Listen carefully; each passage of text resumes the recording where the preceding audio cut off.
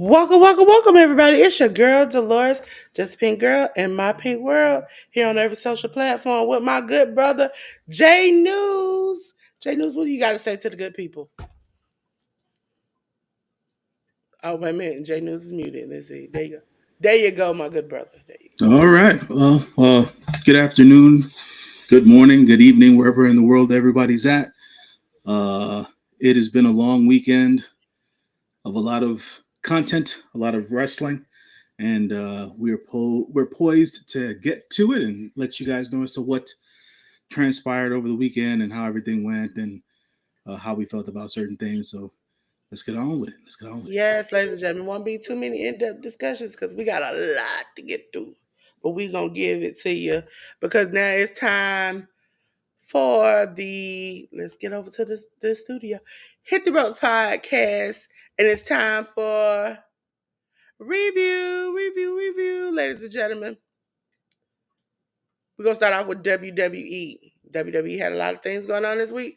They were the main center of attraction. So, ladies and gentlemen, we're gonna start off with Monday Night Raw, and we're gonna start off with Raw that happened on 1664. Episode 1664 on the 14th on Netflix. We had Bailey with Laura Valkyria in her corner defeat Liv Morgan with Raquel in her corner. We had Rey Mysterio um, defeat Julius Creed. We had AJ Styles defeat Karrion Cross. We had Finn Balor and Penta in no contest. J News, did anything stand out to you about that Raw from not this past Monday, but the Monday before that? Not necessarily, because none of it necessarily hit too hard towards what happened at WrestleMania specifically. Outside of Rey Mysterio getting hurt in this match, this is where Rey Mysterio got hurt, and they had to do a change for the Rey Mysterio match that was being booked for WrestleMania.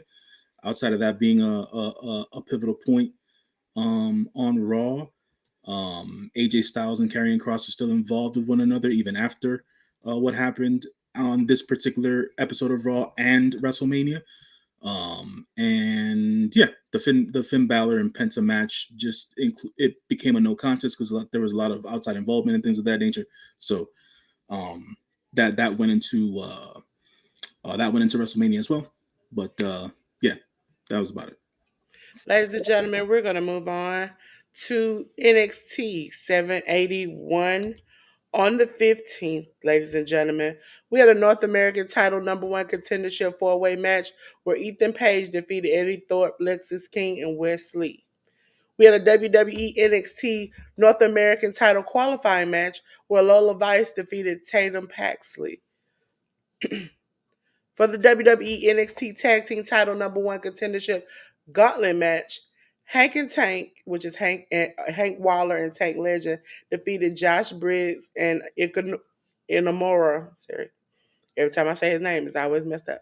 No quarter catch crew of Miles Bourne and Tavian Heights, and the culling of Brooks Jensen and Nico Vance and Igwe and Tyson DuPont. As you see, they show the eliminations and how they went. And now we're on to the last match of that show, WWE NXT North American title qualifying match. Thea Hale defeated Carmen Petrovic. Anything stand out with you on that one? Am I froze or J News? I think J News is froze. Uh, there we go. He's back. Anything stand out for you on that show? NXT. Yeah. Well, just Thea Hale coming back and being more prominent on NXT again. I love her energy and things of that nature. All of this that happened on this particular episode of NXT ran into Stand and Deliver, which happened on Saturday morning, if I'm not mistaken. So Hank and Tank ended up being the number one contenders for the tag team championship. championships, and they had their tremendous match on Saturday morning at Stand and Deliver. The Lola Vice was the last. I believe she was the her and Thea Hale were the last two ladies to qualify for the NXT Women's North American Championship. Was it a ladder match? No, it wasn't a ladder match. But that multi women match. I think that was a ladder match. You talking about the one that Soul Yeah, won? yeah. That was Yeah. ladder match. Yeah. So that was ladder match, and yeah. Outside of that, I'm not remembering anything out of the ordinary that happened on the NXT TV episode. But we'll get to Stand and Deliver when we get to it. Okay, ladies and gentlemen, on to the next show, which was Friday Night SmackDown. On the 18th, it was episode 1339. We start off with the Andre the Giant Memorial Battle Royal. Carmelo Hayes defeated Akira Tozawa.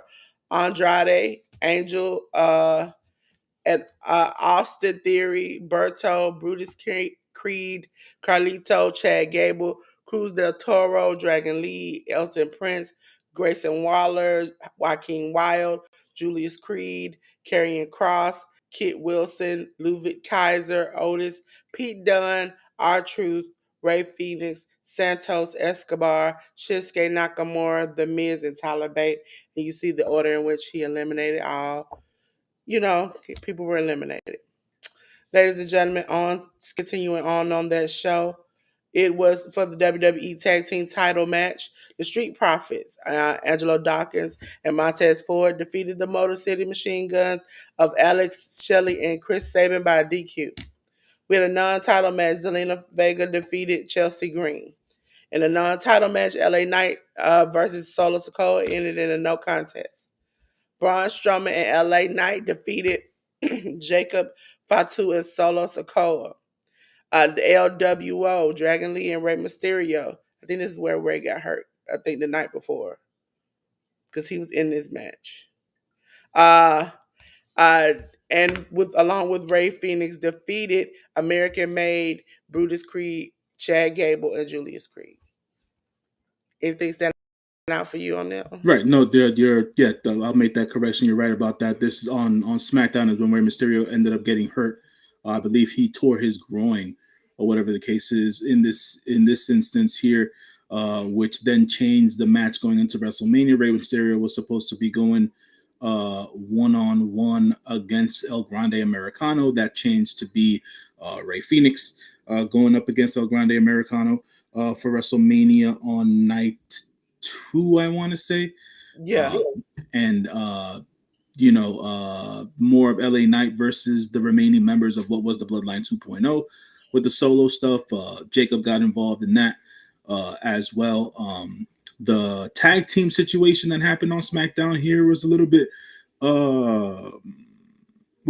confusing because it ended in a DQ, no doubt. But there was the two other tag teams that got involved in this particular match. DIY got involved in this, and I forgot who else got involved as well. But that's turning out to be some sort of a four-way tag team ladder match. It's going to be happening on SmackDown this Friday, which a lot of folks online felt like it should have happened on WrestleMania. But outside of that, yeah, nothing else. All righty, ladies and gentlemen. We're going to start going into the pay-per-views which happened this weekend. Again, WWE. We're going to start off with NXT. It was Stand and Deliver. You saw us watch it here with Workhorse Wrestling Network. Ladies and gentlemen, it was on the 19th. You could watch it back on Peacock or any one of your pay-per-view providers. Ladies and gentlemen, we started it off with WWE Women's Tag Team Title #1 contendership fatal four-way elimination match. It was Gigi and Dolan and Tatum Paxley defeating Cora Jade and Roxanne Perez.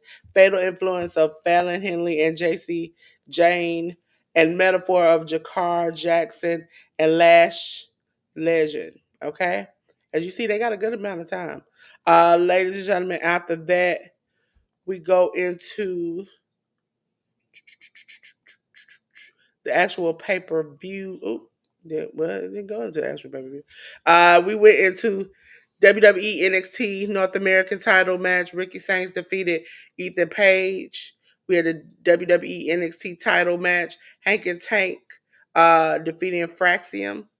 We had the WWE NXT Women's North American title ladder match, with Sol Ruka defeated Izzy Dame, Kalani Jordan, Lola Vice, and Thea Hale, along with Zaria for a title change. We had Dark State, Dion Lennox, and Osiris Griffin, along with Shaquan Sugars, defeat the D'Angelo family of Channing Lorenzo, Luca Crucifino, and Tony D'Angelo. We had the WWE NXT Women's Title four-way match. Stephanie Vaquer defeated Julia, Jada Parker, and Jordan Grace. And for the WWE NXT Title Triple Threat match, Obafemi defeated Javon Evans and Trick Williams. J News, did you have something to say about the pay per view? Yeah, I think that the NXT pay per view went well. I think the performers that were on the show did a tremendous job. Props to them for being at the arena at 5 o'clock in the morning, local time over there in Las Vegas, because that was a long day for them. Like I said, all the matches went well. The tag match, I was surprised that Gigi Dolan and Tatum Paxley won that particular match on their end, but good for them. Hopefully, they continue to strengthen the women's tag team division in the WWE going forward with everything that's happened over the last 48 hours. Then to talk about the thing that stood out to me the most from a storytelling perspective is that Channing Stacks turned on Tony D and the family. We'll find out tonight as to how all that breaks down. But Stacks turned on Tony D. He didn't necessarily join Dark State, but he did turn his back on Tony D. The women's ladder match for the North American Championship was tremendous. The ladies did the damn thing. They put their bodies on the line. Shout out to Sol Ruka, even though I didn't like the fact that she had to turn on Zaria just to win a championship. And the gentlemen did their thing for the title match. Shouts to Javon Evans for staying bouncy. At the end of the day, Obafemi still wrecking shop and being dominant. The Ricky Saints match, I glossed over that, to be quite honest. Not something that necessarily sat with me. I haven't been a fan of All Ego Ethan Page in quite some time, so his matches don't interest me too much. And big shout out to Hank and Tank for winning the tag belts off of Fraxium, being that Fraxium definitely carried that NXT tag division for the last year and some change. Hopefully those boys get called up to the main roster soon, that being Fraxium and Hank and Tank, who will have a legitimate run on NXT. But yeah, that's all I had to say about Stand and Deliver. Ladies and gentlemen, we're going to go into WrestleMania Night 1. As you noticed that we had to watch along with the Workers Wrestling Network over here on the channel. There we go. WrestleMania Night 1, which is Saturday, was on the 19th. Peacock pay-per-view providers, how you see them. We had the WWE World Heavyweight title match. Jey Uso defeated Gunther in a title change. WWE World Tag Team title, The New Day. Kofi Kingston and Xavier Woods defeated the World Raiders of Eric and Ivar for a title change. Jade Cargill defeated Naomi. WWE United States title match, Jacob Fatu defeated LA Knight in the title change. First night, El Grande Americano, that was on the first night, defeated Ray Phoenix. WWE Women's title match, Tiffany Stratton defeated Charlotte Flair. And for the triple threat match, that man Seth Rollins defeated CM Punk and Roman Reigns. Jadus, what did you feel about night one? Overall, from a my own personal opinion, night one didn't feel like a WrestleMania to me. Just from a feeling standpoint, from an overall. Also, the entrances did not. Right. I wanted to. I agree with you. I felt like some of the entrances, not all, but some of the entrances felt a little half-assed. I don't know if that was a production thing. I don't know if that was just folks being tired from the long week that WrestleMania is now, and things of that nature. But a lot of the entrances felt half-assed. The matches overall were decent, but the overall feel of the night, the event itself for night one, just didn't feel like WrestleMania to me. They Favorite didn't have no like guest music or performance or nothing. It was just like I give a shit Dead in the water. about And to be completely. also, y'all did my girl dirty. Y'all really did my girl dirty. Who are you talking about? Jade and that cocky mammy ass interest she had with the man. It's a storm, it's a weather. And you could just tell it was just cheap. Like it's the storm, it's the weather, it's like, come on, sir. Y'all could have did better than that. I Well, know y'all could. that I was know uh y'all could. that was definitely something that felt. I could have did that in my house with a green screen. Oh, it's a weather outside. That's the same thing that y'all did for her, and that's messed up. Naomi, she didn't even really have insurance that well. It's like nobody had. Listen, and for people who saying, "Oh well, it was a green screen." Okay, that's cool, but you had Tiffany in her Barbie world on stage and with all these 3D things, you if you put that much time in a doggone Barbie thing, you could have at least made a storm or something or had stuff falling from the sky. You could have did something. Yeah, it was a lot. Some of the interests, like I said, but they were a bit half-assed. A lot of them not necessarily memorable. Um, for folks who watch WWE enough, I think Jey Uso defeating Gunther was something that was written on the wall. I was just wondering how they were going to go about it. I didn't think the match was bad, but at the end of the day, I didn't think the match was great. But it was better than what I feel people think that Jey Uso has been producing as of late in the ring. Um, the New Day match probably could have been on SmackDown. It didn't feel like a WrestleMania match. Uh, we just talked about Jade Cargill and Naomi. I felt like the ladies got their shit in, but it didn't. But the match itself didn't necessarily feel like a big deal. Yeah. Just because there's still a missing component to the story, which is Bianca Belair, which is why a But lot of now people. she's gonna get involved because she done lost the title and she ain't got nothing else to do but to get in a business. Yeah, but for all intents and purposes, I think a lot of people have this perception right now where it's like, oh, why are people booing Bianca? Because the fans are not stupid.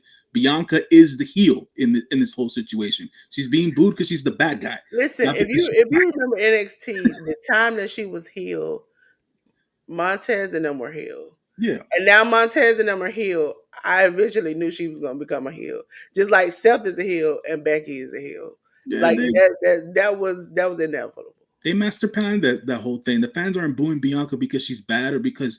But I hate the everybody always having to use race as the thing online or because she's black. No, she's the bad guy. She's a freaking manipulative person. She duped Naomi into taking blame for what I happened to can't wait Jade. till we talk about it next night because I got a feeling about my boy that he about to get real dastardly. Yeah, well, yeah, but to talk, I mean, yet again, to say the same thing I said about the New Day match, I feel like the Jacob Fatu versus LA Knight match probably could have gone on SmackDown, to be quite honest. Yeah. Like I said, the night one just didn't feel like like WrestleMania. That El Even with the interest, WrestleMania is like the extravaganza, but you didn't get that, and so I think the only like quote unquote extravaganza thing we had was on that night as far as interest was CM Punk and his package right. leading up to him coming out, and then we'll talk about night two. But other than that, I don't think there was and Jay coming out and the crowd just being like, because I didn't think because it was such a big crowd he would come out through the crowd. Maybe Mhm. I thought he was just gonna come out through the entrance. Yeah. But they even messed his entrance up with that whole like game promotion they had with the best of GJ at the top. I was like, Mhm. you could have did without this stuff. We could have Yeah. saved that. I think to mention to the folks as well, that El Grande Americano match just had to happen because obviously Ray Phoenix was filling in for Rey Mysterio, Did you and I see feel him on Twitter? who It was on Twitter. El Grande no. Americano. Mhm. Not on Twitter. It came on last night Mhm. where they put him in all kinds of Mexican history. Yeah. But they did that with his original. With the when they had initially debuted the title. Also, if you haven't checked out Sami Zayn, I think tweeted something like the hoes mad or something like that. Yeah, And it's like him standing up on the top of the buckle. And I was like, he done got some swag and he feeling himself. yeah. But to end up on night one, I think the two best matches of the night. were the last two, Tiffany versus Charlotte. I thought was exactly what it was supposed to be, based on how they built their feud going into WrestleMania. So the way that they structured the match, the way the match felt, the way the match looked, uh, completely coincided with how they built the match up. So it made sense to me. So I thought it was a pretty good match in that regard. And then the triple threat main evented. They did their job. That was the best match of the night. Those gentlemen, complete professionals and pros, and they had the best ending to a match uh, of the overall weekend. So I'll say that. Yeah, Tiffy, it was Tiffy time and she lost a tippy tooth. So ladies and gentlemen, the Charlotte tried to give her a receipt. Ladies and gentlemen, we're going on to night two. I know it says me and Workhouse Wrestling Network were together again. I know it says night one, excuse that. But night two, it was Sunday night. It was the 20th, Peacock or your pay-per-view provider. I would say Peacock. WWE Women's World Title Triple Threat match. Io Sky defeated Bianca Belair and Rhea Ripley. Sin City Street Fight. Drew McIntyre defeated Damian Priest. WWE Intercontinental Title four-way match. Dominic Mysterio defeated Braun Breaker and Finn Balor and Penta for the title and the title change. Randy Orton defeated Joe Hendry. Logan Paul defeated AJ Styles. WWE Women's Tag Team Title match.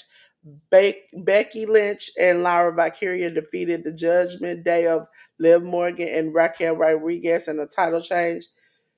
And last but not least, God, um, WWE title, WWE Universal title match. John Cena defeated Cody Rhodes in the title change. J News, what did you think about this night? And Even though I missed the first match of night two live, I went back and watched it, and I agree with the consensus of what's out there. I think the ladies tore it down. This is the best match of the weekend for any WWE talent. Io Sky defeating Bianca Belair and Rhea Ripley. I thought that was cool. I thought that their entrances were well done when I went back to watch it and stuff like that. So I feel like night two had a better overall feel, and it felt like WrestleMania. It felt like that scope, that big time feel that WrestleMania felt like. Night two was that. The Sin City Street Fight between Drew McIntyre and Damian Priest. Uh, I mean, at the end of the day, it was cool. It was cool. It wasn't anything out of this world or whatever the case is. But they got their shit in, and they were able to pop the crowd when they could. Dominic Mysterio winning the Intercontinental title. I didn't necessarily foresee that, but hey, good thing for Dom. Secondarily, I want to mention that Dom got probably the loudest pop of the night after winning the IC championship. So they might, if WWE is paying attention to the crowd, it seems like the crowd is behind Dominic Mysterio now instead of wanting to boo him. So make that pivot as quick as you can. Big shouts to Joe Hendry, TNA champion, for being the mystery opponent for Randy Orton. Huge spot for Joe Hendry. First of all, he had that spot at the Royal Rumble. Now him having a WrestleMania moment without having to be a WWE contracted wrestler is a big deal, regardless of the fact that he lost or not. I didn't feel like it was a squash match because Joe Hendry was able to get some offense in against Randy, but obviously just understanding the matchup, you knew Randy was going to win. This being Randy's 20th overall WrestleMania. The Logan Paul versus AJ Styles match I can do without at the end of the day, just because I'm just not a fan of Logan I Paul. think it ties into the ending match. You had the ending match. Also had the same dilemma. You had two men who have been heels. Mm-hmm. They have been dastardly. They have done the worst of the worst, and they don't want to be that person anymore. Mm-hmm. And they trying to actively do the right thing, but they keep getting screwed over. And how long are they gonna be the nice guy Yeah, no, that before makes they sense. turn? And that's what kind of goes into what AJ was talking about Monday night. Like, I've been there, I've done that. I don't like who that person is because they will go to the ends of the earth to hurt you. Mm-hmm. That's not what you want. And Cody has expressed that his character is this nice, fun, loving, helpful guy. But in the commercials you saw for the video game, he was like, I've been nice for too long. And he kept doing that thing. It was like different versions of the video game thing he was playing on his phone, and he was just like, "I'm going to take your village." And I think one time Rhea came in and was like, "Why are you so mean?" He's like, "It's a game." I'm like, "I'm playing the game, and I got to do what I got to do to win." And at that point, it was like, if you've had all these multiple commercials where he's screaming at you, "I am about to go ham wire." This is the point where I think he should just turn heel.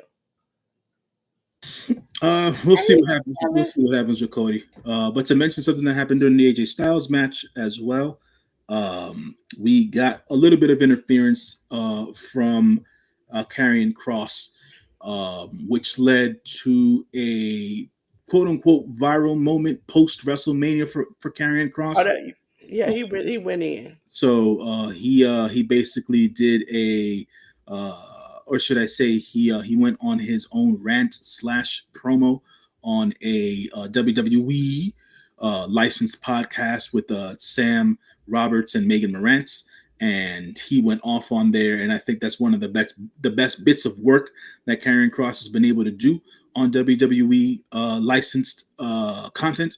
So hopefully, well, not hopefully, the beginning of what seems to be a good push for Karrion Cross started yesterday on Raw, and we'll go over that when we get there. Like I I said, think I think what because from what I heard, mm, what I watched, there were a lot of WWE officials at Bloodsport, and they saw the reaction fans had to Karrion Cross, and they saw the work he did at Bloodsport, which was really, Bloodsport was really good.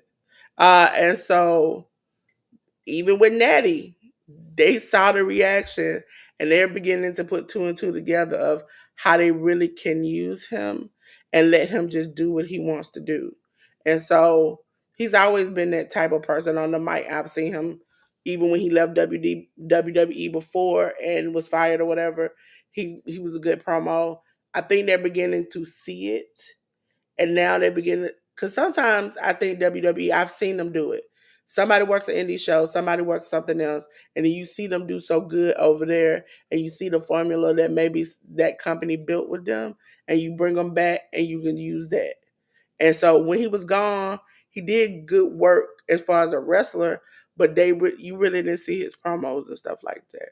But as far as like Bloodsport, you saw the intensity, you saw the crowd react, you saw the crowd explode for him. And so that is probably why they're like, let's just give him a little, a little rope, see how far he go.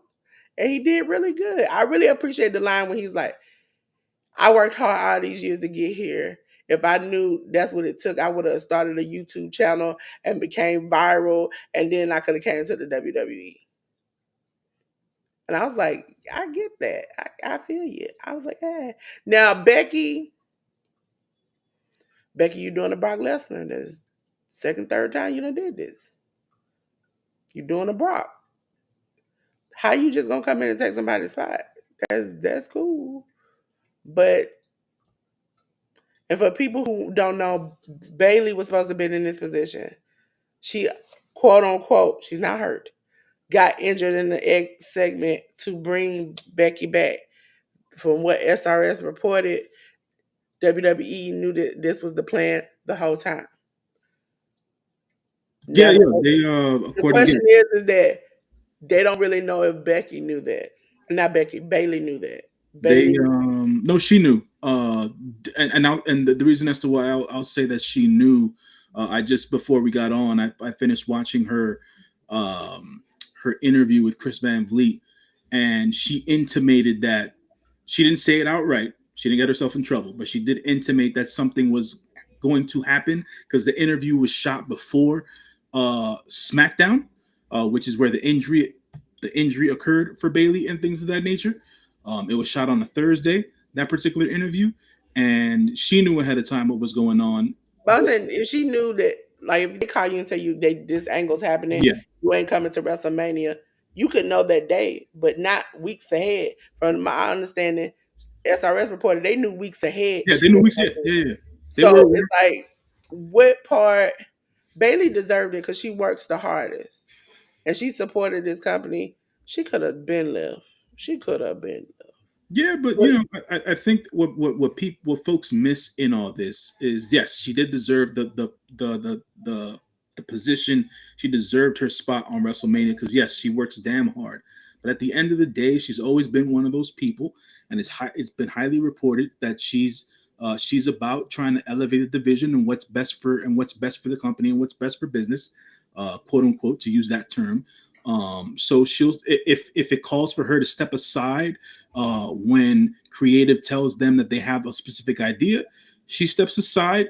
I figured in my head because I haven't been on any podcasts in the last 2 weeks or whatever the case is to speak about it, but I figured when the supposed injury happened, it could only have been for Becky Lynch to come back. She wasn't going to do it for someone who was being either called up from NXT or something like that. It had to be a person who wasn't of an above standing to her, which quote unquote Becky is. But in this instance, I'm with and they you. didn't have to win the title. They didn't They have to. didn't. They didn't. They could have did like a DQ or something, They could have and done all of something a like that. sudden, the next night they lose again, and that'll be two losses, and Becky just snaps. Yeah, they could have done this a different way where the titles didn't have to necessarily change hands. Because that at that point in time you're delegitimizing the championships, right? And Raquel and Liv have worked so hard to put those women's tag team titles in But the I forefront. see why they did it.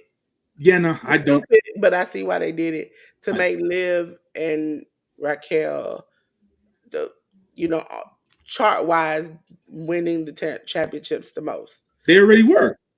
but I'm saying to the four, you know how you get the extra one, you put it in the They so like, already were. but that's the thing about it. WWE is a big about numbers and records, and oh, they beat their own record, they beat somebody's record, they beat this record. You know how they are, Mhm. and so, but that's stupid either way. But it's like Becky, you Yeah, walked in the SummerSlam that year and just yeah. I'm messed not. it all up, and then now you're doing this, and it's like, They could. okay, if you do it one more time, at this point, I'm gonna call it a Becky special. No, But no.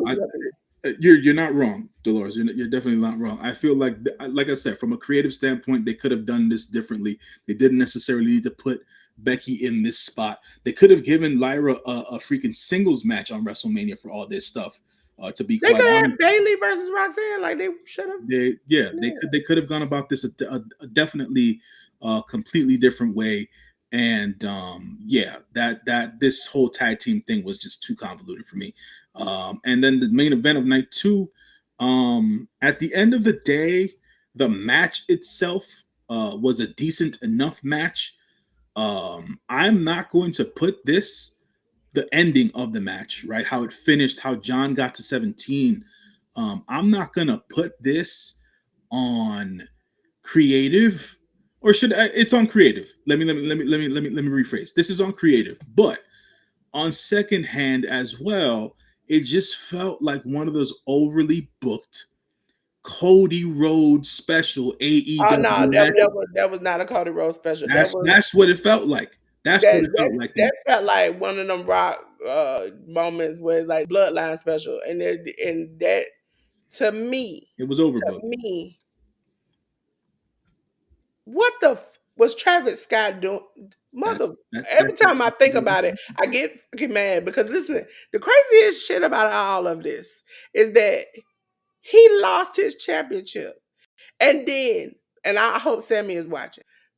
John Cena comes out. We're gonna talk about Monday Night Raw, and tells you I have 27 dates, and then proceeds to tell you I am not. I didn't say wrestle 27 times. I said I was gonna appear here at 27 times, and that's the same I was talking about. He did not wrestle up to WrestleMania. He didn't do nothing. And for those screaming out there, he's gonna come out here. He gonna wrestle like he used to. He is not. He's got movies and stuff to do. So let's not keep playing with us. I'd rather Cody wrestle and lose 50 million times to see him champion than to see this man come out on my screen and be like, hey, y'all don't like me, F y'all, blah, blah, blah, drop the mic and then walk off, and then that's an appearance. That doesn't fly with me. And Even me and Sammy got into it about this. I said, Sammy, he's not gonna show up. Sammy's like, why? He showed up when he won the. I said, listen, when he won the Royal Rumble, after he turned against Cody, he came out, dropped the mic, and walked off. We thought that was a part of his character. The Rock walks out and says, "Oh, I appreciate John coming, but you know he had to leave. He had a movie to film." So that means he's not gonna constantly show up. He's not gonna constantly wrestle. So we just gave a Roman Reigns special to John Cena just for a title and a number. And then what happened on Monday Night Raw at the end? I was like, so what makes Randy jump ahead? He just came back. Well, there's the Is it the that we just the the the, mixing the Rand, the old Randy thing? part of it is the his. Where did you freeze up? Oh, J News did freeze up. Let me take J News off. Till he come back. Because I see him frozen over in the corner. Uh there you go. There you go. I saw you stop moving. I was like, oh wait a minute, hold on. Okay. All right. I don't know what's going on with my connection today. It's usually stable, but uh, my He's like, apologies, nah, folks. you talking But to about the reiterate what I was saying, um, the John Cena. and he's off again. I'm gonna go to the next thing. Well, I can keep talking about this. I just don't understand why it's like this. Why? Why is it like this? Why is it that John Cena? There we go. Anyways, to end the point at the end of the day, the Randy Orton thing that happened, like I was saying before, Dolores, that has more to do with their history than anything else. That what happened on Raw, should I say? And then we had the title change thing. Like I said, it's just overbooked. It just the even if the creative itself, creative is a collaborative effort and things of that nature. I'm not going to solely blame Cody, but there's always there from Cody's history in main events that no matter where he's been, be it AEW or WWE, a lot of the time they've been overbooked. What I mean by saying overbooked is that there's a lot of stuff that happens at the end of the match that gets to a convoluted way to get to the ending of the match, and that's what happened at night two, at the end of the night two, when it came to the main event there. To agree with Dolores as well. I'm just not a fan of Travis Scott as an artist, so I don't have a need for him to be on my WWE TV. I understand why he's there. Don't get me wrong, but for He's all intents, training. uh, but for all intents and purposes, that didn't work for me at all. There could have been a different way for John to go about cheating and getting the 17th title, because I'm not mad at John being the champion. You could have did the same spot without Travis being there and Yeah. Cody hesitating, and that goes back to the AJ Styles of things. Even even as the show went off, Cody has in before when shows go off, he's lost is whatever. He at least stands there and give that rah rah speech. Kathy went to talk to him and he was just like, he wanted to tell her get the F out of my face. And he just kind of brushed by her. And then all of a sudden, which you normally don't see, Brandy walks upside of him and she starts to talk to him. That at a certain point, when you see Brandy and him together, you know it's about to be some trouble. You know what I'm saying? Because Brandy is always the spark to make him go crazy. And so that's why when I say, hey, I want Brandy back, I know the sadistic side of him comes out with Brandy. Them two together are good heels. Now her wrestling, I ain't sis, I'm gonna be real honest. I don't think you should do that. But you as a manager and you as a heel, y'all work fine together. And I don't care what y'all say. That whole um, you might have a black belt, I'm a black, that sticks with me. Or who told you it was open mic night? Listen, no matter how offended people are, those two don't bother me, and I find it hilarious. I mean, we'll see what happens. I'm not too sure. Brandy will end up back on TV, but at the end of the day, Cody didn't show up on Raw last night, so um, there, it's TBD on where Cody's going to be. What if we got another On the Orange card. segment? You remember when Orange tried to tell Glock Yeah, we're was not going to get that on WWE yeah, TV. maybe.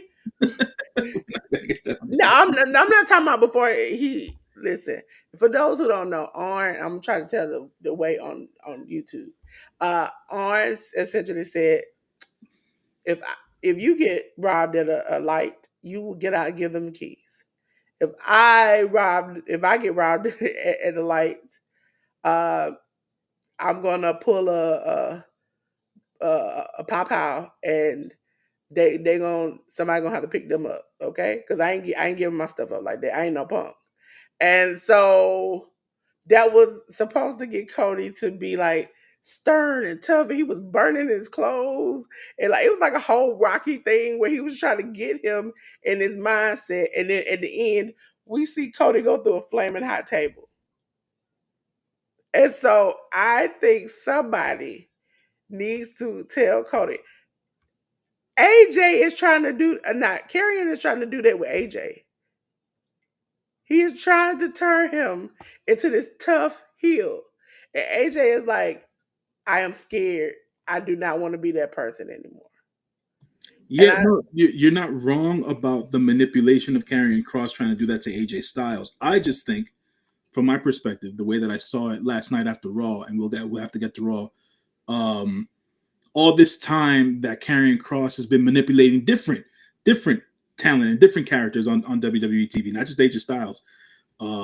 He's just wanted to get his hands on somebody, and he hasn't been able to in recent Logan months. Paul, yeah. And at this point, with everything that's been going on, now that AJ told Karrion Cross to go do it himself, and he's with the big ass smile after AJ walked away, he said, "I just might," and that's what I'm looking forward to.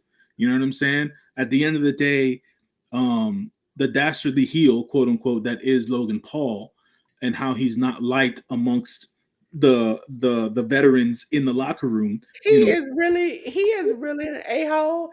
And listen, I'm beginning to like Logan Paul as a-hole. Only because the fact that you come out to a song and say I'm humble and you are far from it. I find it hilarious. As somebody pointed out, he started off being like, you know, I come from a place that, I had to struggle to get to where I'm at. Those was like the first few promos that he had. And then he went into like, I'm better than you, and you yeah, know it. yeah, Like that's the good thing about it.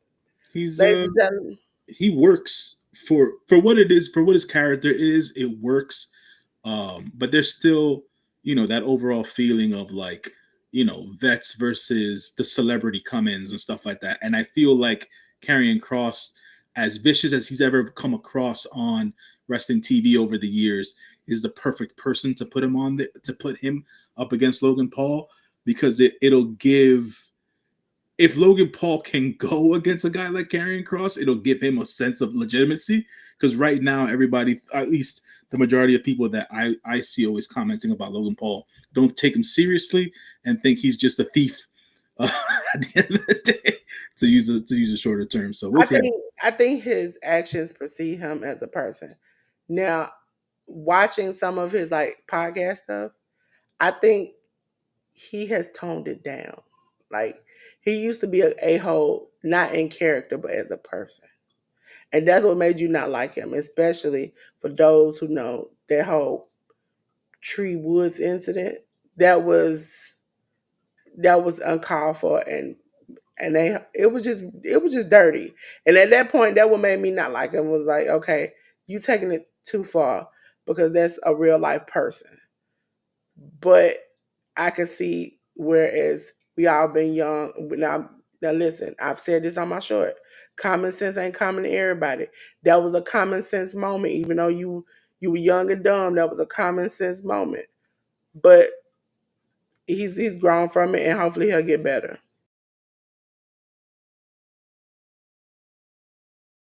Ladies and gentlemen, we're on to Raw from last night. Raw was on 421. Y'all saw me watch it. It was the after Mania Raw. WWE Women's Tag Team Title match, the Judgment Day. Liv Morgan and Raquel Rodriguez won back their title from Becky and Lyra Valkyria. In a non-title match, Io Sky versus Stephanie Valkyria ended in a no contest. For the WWE Intercontinental title, Dominic Mysterio defeated Penta. What did you think of Raw last night? It was more promos and backstage stuff than actual in-ring activity. Yeah. That's so to say that part you just mentioned, that's part of the reason as to why I don't watch WWE wrestling television or TV in general. It's too many ads, too many commercials, too many fluff pieces, too many vignettes and videos. Not enough wrestling for me. That's the stage of wrestling fandom where I'm at. I rather watch the in ring stuff than you give me a bunch of ads for shit. That's just me. And then mind you, they went the full 3 hours this week on Raw, so that it was kind of a drag in that sense. I mean, we had a lot of. I think we had a. I enjoyed myself on the watch along only because we had some unexpected things happen, Uh, and even when we caught talking about Gunther, him, yeah, no, look, I I think never thought they would set up a angle with Pat. at the end of the day, what they did on the show worked. I'm not going against that. I'm just saying the part about having all the ads and all the video filler and all that shit, that shit just dragged for me at the end of the day. What they did on the show from a storyline perspective, from a wrestling perspective, that worked at the end of the day. Can't go against that at all. The Judgment Day match with Lyra and Becky, as we mentioned earlier, the Judgment Day girls, Liv Morgan and Raquel Rodriguez, won that match back. They won the titles back. Becky Lynch ended up turning on Lyra. Folks feel like Becky turning on Lyra happened too quickly. I tend to agree. I also understand the other side of the coin, which is where they're going to use Becky Lynch in order to prop up Lyra Valkyria in what they hope to be a star making feud for Lyra Valkyria. We shall see how that ends up. I just felt like they could have gone about getting to that point a different way. Io Sky versus Stephanie Vaquer, no contest match here. There was interference at the end of the match that included Roxanne Perez and Julia. And then Rhea Ripley came out to make the save for Io Sky and Stephanie Vaquer. So we're still we're still having Rhea Ripley wanting to avenge all these losses against Io Sky, even though she came down to help Io Sky. But we're probably going to see a tag match, which is going to have Io Sky and Stephanie Vaquer go up against Julia and Roxanne Perez. So good moment for the girls there, for the NXT girls there coming up on to Raw on the main roster and making their presence felt there. So that was cool. I felt you were talking about it. When it came to Gunther. Gunther came down to a ringside and to the commentary desk at some point during the show, and he put his hands on Michael Cole. And then Pat McAfee stood up and he defended Michael Cole basically, and then he got his ass choked out.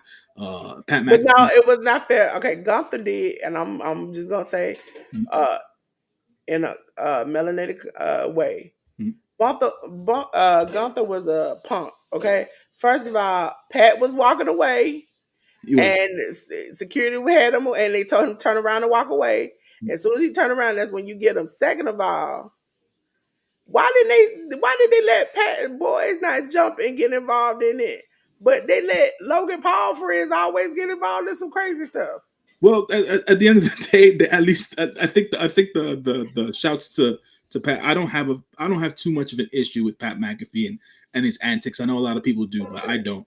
I maybe it's my West Virginia bias, but at the end of the day, it is what it is. There, but the Oh, boys, and Cole actually speaking and yes, like not.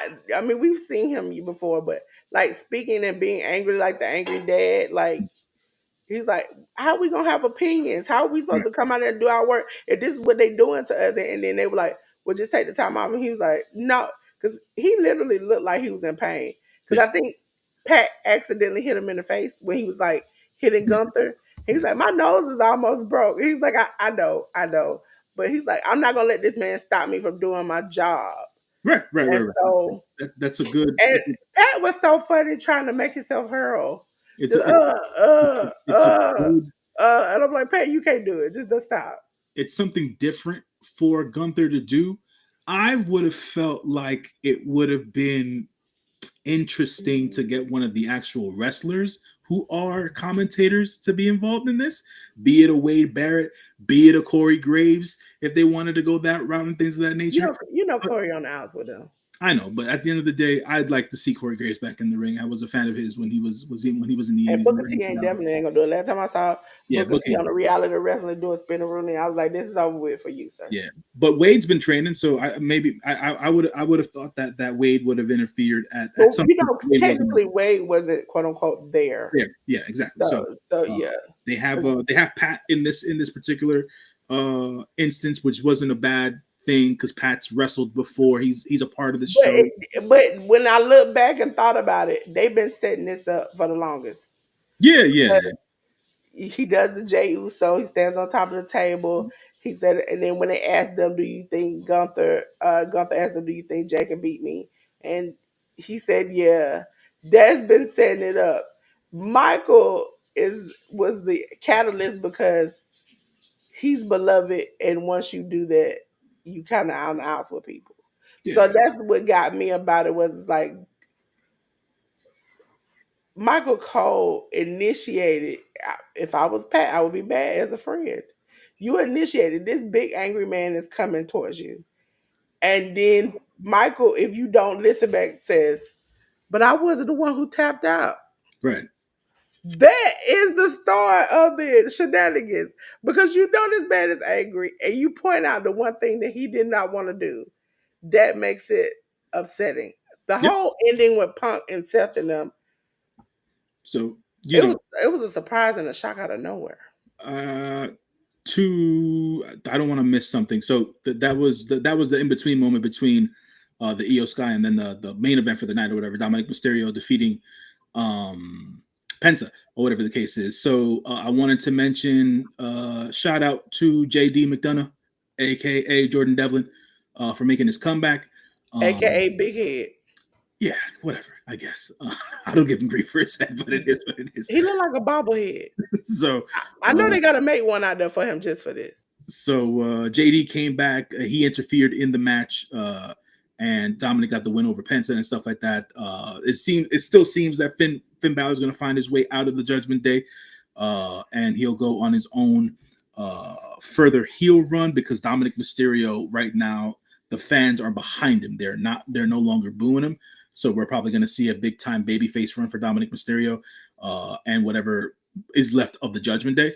So we will see how that all breaks down. And then to your point, what Dolores was saying, uh, whatever Dolores was saying before about the Seth Rollins, Paul Heyman, and the Tribal Chief all being involved in the last segment of the night. I'm not sure if we mentioned it during WrestleMania Night One. They were part of the uh, they were part of the main event in night one. The main event was great, but at the end of the main event in night one, we did see Paul Heyman turn his back not only on Roman Reigns, but he also turned his back on CM Punk, and he aligned himself with Seth Rollins. Boo. That's how Raw began. Seth Rollins and Paul Heyman came in a luxury SUV or whatever the case is together to the arena, and then by the end of the night, they cut a promo. Then CM Punk came out. They started tussling or whatever the case is. OTC came out. They started tussling, and the surprise of it all was who came out to help uh, Seth Rollins and Paul Heyman at the end of the night. It was none other than Braun Breaker to come out and help and even out the odds with the OTC, or should I say, outman the OTC and CM Punk. And now Braun Breaker has aligned himself with Paul Heyman and Seth Rollins in whatever this new faction is. So that I Yeah, thought, and that's what makes me think. I said it to Sammy when he came out on WrestleMania. I said Seth is doing the Messiah. And he was like, "What you talking about?" Because Sammy, there was a part in time where Sammy just missed certain wrestling. So I was like, "He's coming to save everybody, and this ain't gonna end good." And Sammy was like, "What?" But I had hope for my boy Punk. I'm like, "Okay, maybe you gonna get a chance." But when he got curb stomped, and I saw the faction standing tall. My immediate thought was just like some people I saw online. Is this gonna be kind of like what AEW is doing with John Moxley, and then because there's a woman in their faction, and so will Becky now be the a-hole woman in the faction now that she's turned heel? Yeah, she don't have that Marina Shafir swag, but it might happen. It might happen. It You might. know that they'll bootleg. They'll bootleg. You know, I love WWE, but they will bootleg Yeah, something. They yeah, yeah, will yeah, bootleg yeah. it. Yeah.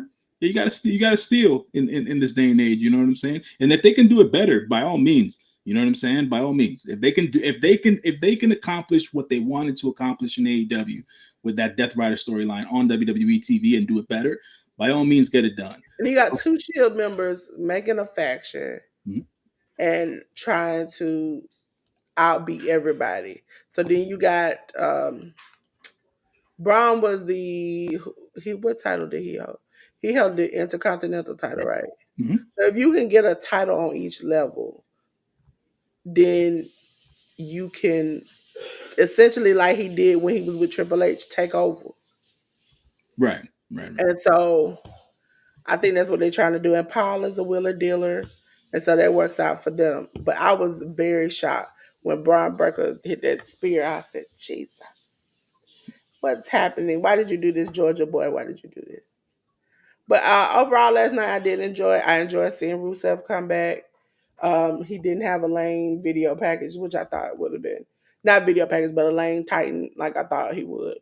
It was pretty okay. It wasn't too like we ain't gonna do the Bulgarian thing anymore. I'm waiting for Lana to come back. Hopefully she can speak regular English instead of doing that fake accent she had last time. It was fine seeing Julia, seeing Roxanne, even though Roxanne has already been up. It was it was an overall good show. So, ladies and gentlemen, we're gonna keep on trucking, ladies and gentlemen. We're gonna go into AEW, All Elite Wrestling. We're gonna go to Dynamite first show. Dynamite was on the 16th. You can watch it on TBS, HBO Max. They had a special episode called Spring Break. Um, this was the Thursday edition, night one. We had a non-title On Heart Foundation 2025 women's tournament semifinal match. Mercedes Moné defeated Athena. On Heart Foundation 2025 men's tournament quarterfinal match. Adam Page defeated Josh Alexander. AEW World Tag Team title match. The Hurt Syndicate, Bobby Lashley and Shelton Benjamin defeated Gates of Agony, Bishop Khan, and Toa Leona. I just want to say, J News, when we get to one of the shows from GCW, I want to say I don't like MVP. On Heart Foundation 2025 men's tournament semifinal match. Will Ospreay defeated Konosuke Takeshita. AEW World Trios title match. The Ops, Katsuri Shibata, Powerhouse Hobbs, and Samoa Joe defeated the Death Riders of Claudio Castagnoli, John Moxley, who replaced Pac, and Willa Yuta. Yes, and that was a title change. J News, anything off this show pops your eye?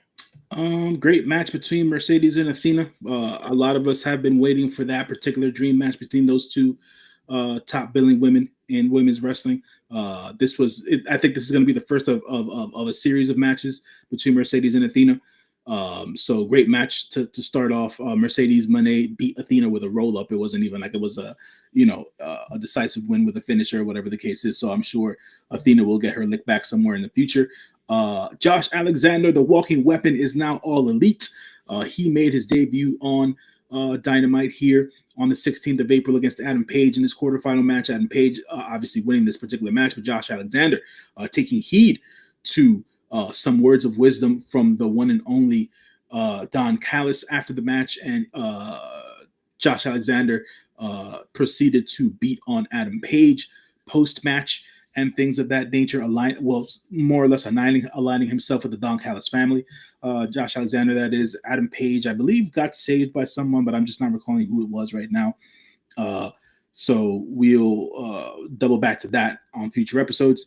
The Gates of Agony looked good versus the Hurt Syndicate here. I think that AEW creative, aka Tony Khan, is trying to do something with the Gates of Agony, regardless of this being a loss. It seems like they're going to give them some sort of a push going forward on mainline AEW TV. But the Hurt Syndicate looks strong in what was a decent match. Will Ospreay and Konosuke Takeshita can do no wrong at the end of the day. One of the most incredible TV matches, the best for me right now in 2025. The best TV match of 2025 is Will Ospreay versus Konosuke Takeshita for this in the Owen Hart semifinal. Here, Will Ospreay defeating Takeshita. Takeshita still looking prominent and otherworldly in defeat is always a good thing to see. And then the new version of the Ops for Powerhouse Hobbs coming in for Hook due to Hook's injury. I believe Hook was diagnosed with a concussion from the previous week. Now Powerhouse Hobbs, an official member of the Ops, joining Katsuyori Shibata and Samoa Joe in defeating the Death Riders. And I thought that was well done because those trios belts needed to come off the Death Riders for a while now, probably giving a different light and a different avenue to the trios division because there's actually a lot of three-man teams in AEW. So hopefully the Ops are able to shine a new light on the trios division in AEW.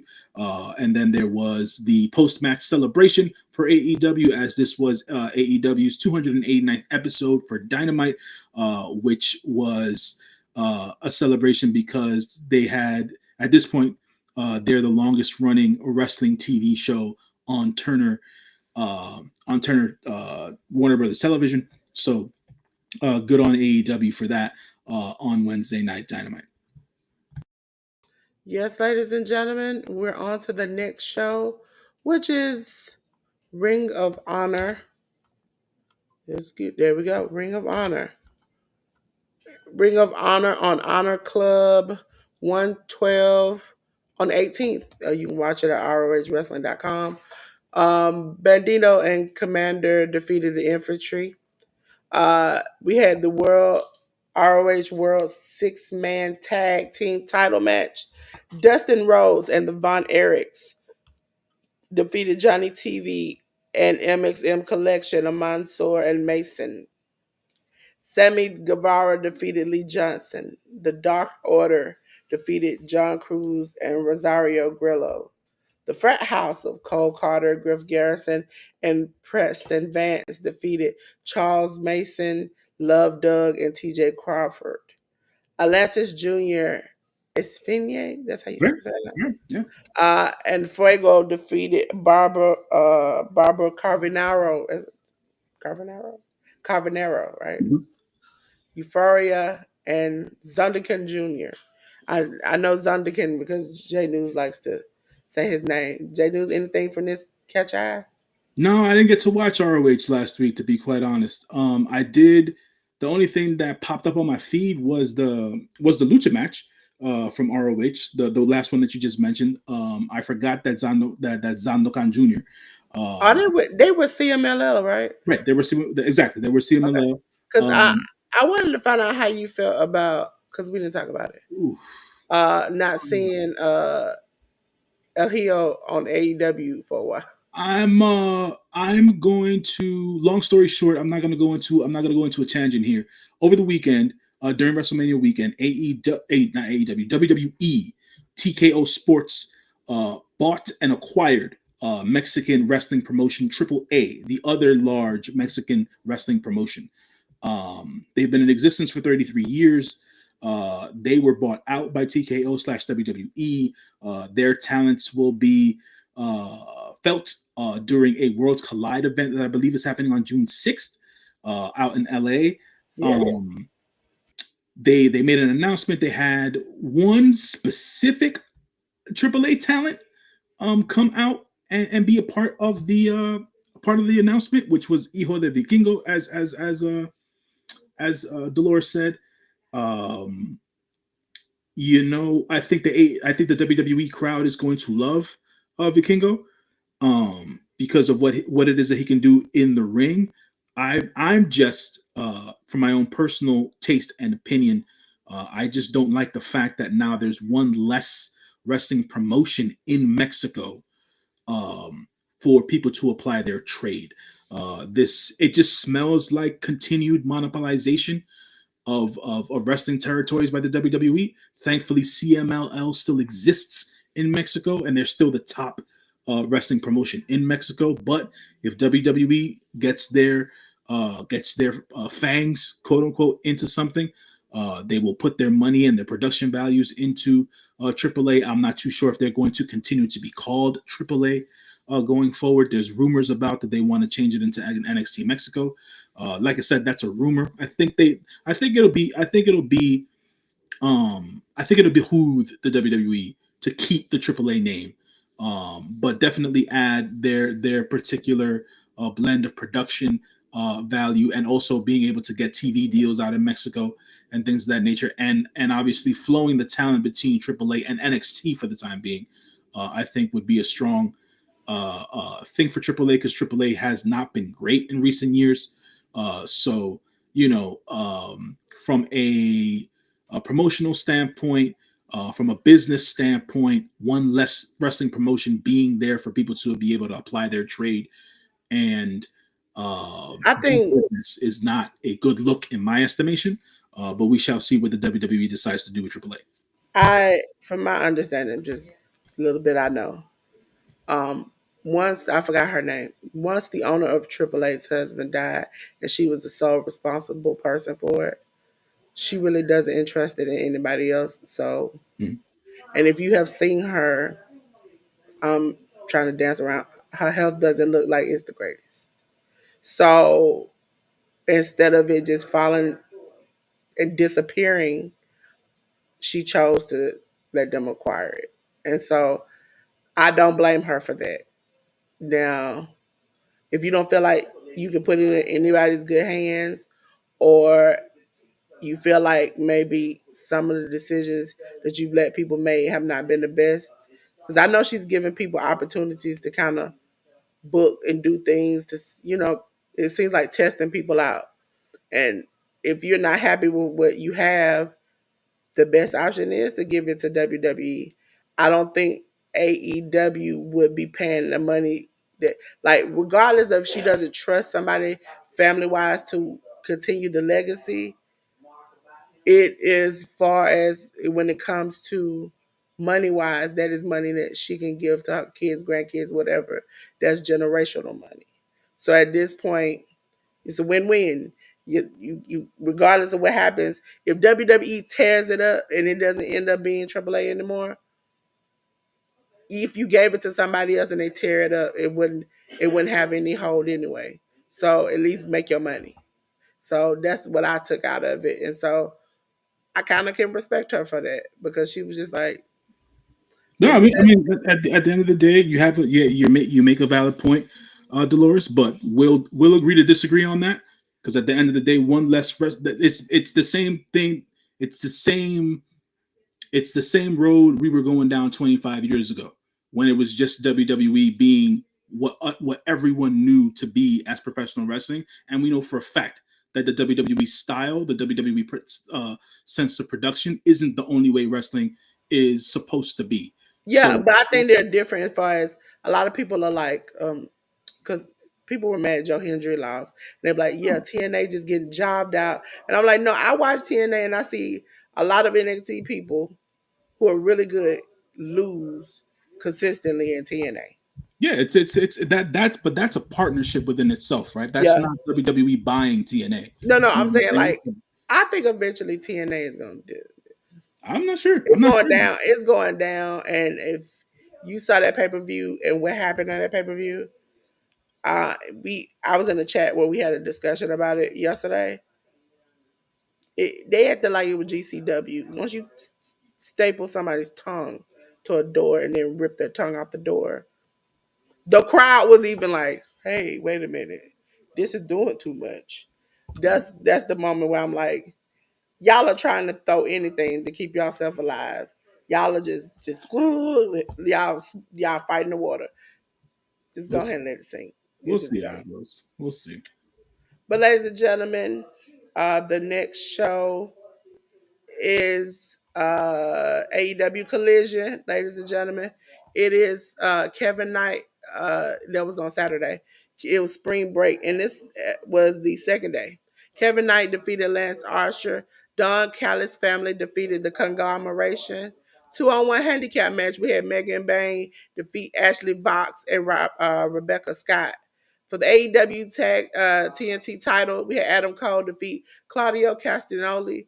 La Faction Inglonabe, which is Dralistico Rouge, and the Beast Mortos defeated KM, LSG, and Rosario Grillo. For the ROH World Television title, Nick Wayne defeated Commander in a title change. Julia Hart and Chris Statlander defeated Harley Cameron. Did you see any of this, Jay News, and what did you think? I did, but this week's episode of Collision was actually on Thursday, not Saturday, due to all the WWE events over Yeah, the I weekend. forgot. I was online then. I was around the clock looking like I was crazy. Yeah, first singles win for Kevin Knight, going up against Lance Archer. So Kevin Knight's on the board on AEW TV. The Don Callis family grew, as a matter of fact. Josh Alexander, Konosuke Takeshi's defeating the conglomeration happened because Rocky Romero and Trent Beretta turned their backs on Big Tom. So now the Don Callis family includes Rocky Romero and the returning Trent Beretta, who are now part of the Don Callis family, as well as Big Tom. Did not get anyone to save him on this episode of Collision, but I have a feeling that Big Tom is going to have some backup in coming weeks. Mega Bane still looking dominant and powerful and things of that nature, and all that. They, as she should. On her in her handicap match, and Cole was able to defeat a very pissed off Claudio Castagnoli in what is the return to TNT title form with an open challenge. La Facción Ingobernable now is back whole again. Roosh made his return on Collision here with his brother Dralistico and the Beast Mortis, as it seems like La Facción might be getting some sort of a push due to, because this was also an announcement that AEW made during the week, that AEW is going to have a Grand Slam event on June 16th in, of all places, in a god damn it, in a collaborative show with CMLL in La Arena, Mexico, out in Mexico. This is a big deal for AEW. This is a big deal for I'm pissed CMLL. off about that. I really Um, am. they made that particular announcement came out during the week previous to the announcement of WWE making their acquisition of AAA and their own Worlds Collide show that is going to be actually happening before the AEW Grand Slam Mexico show. So I just wanted to put that out there. Why did I mention that? Why did I mention that? Inferring Roosh. Roosh is still a big star in Mexico. He's wrestled for both promotions, be it CMLL and AAA. I feel like if they're going to be using Roosh, Tony Khan has to do his biggest due diligence and his biggest work to massage Roosh's relationship, Roosh's family's relationship with CMLL, because it really broke down. It really became bad years ago. And if Roosh is going to be on this Grand Slam Mexico event, which he should be, along with all the other luchadors on AEW payroll, he needs to be able to massage that relationship between CMLL and the Munoz family.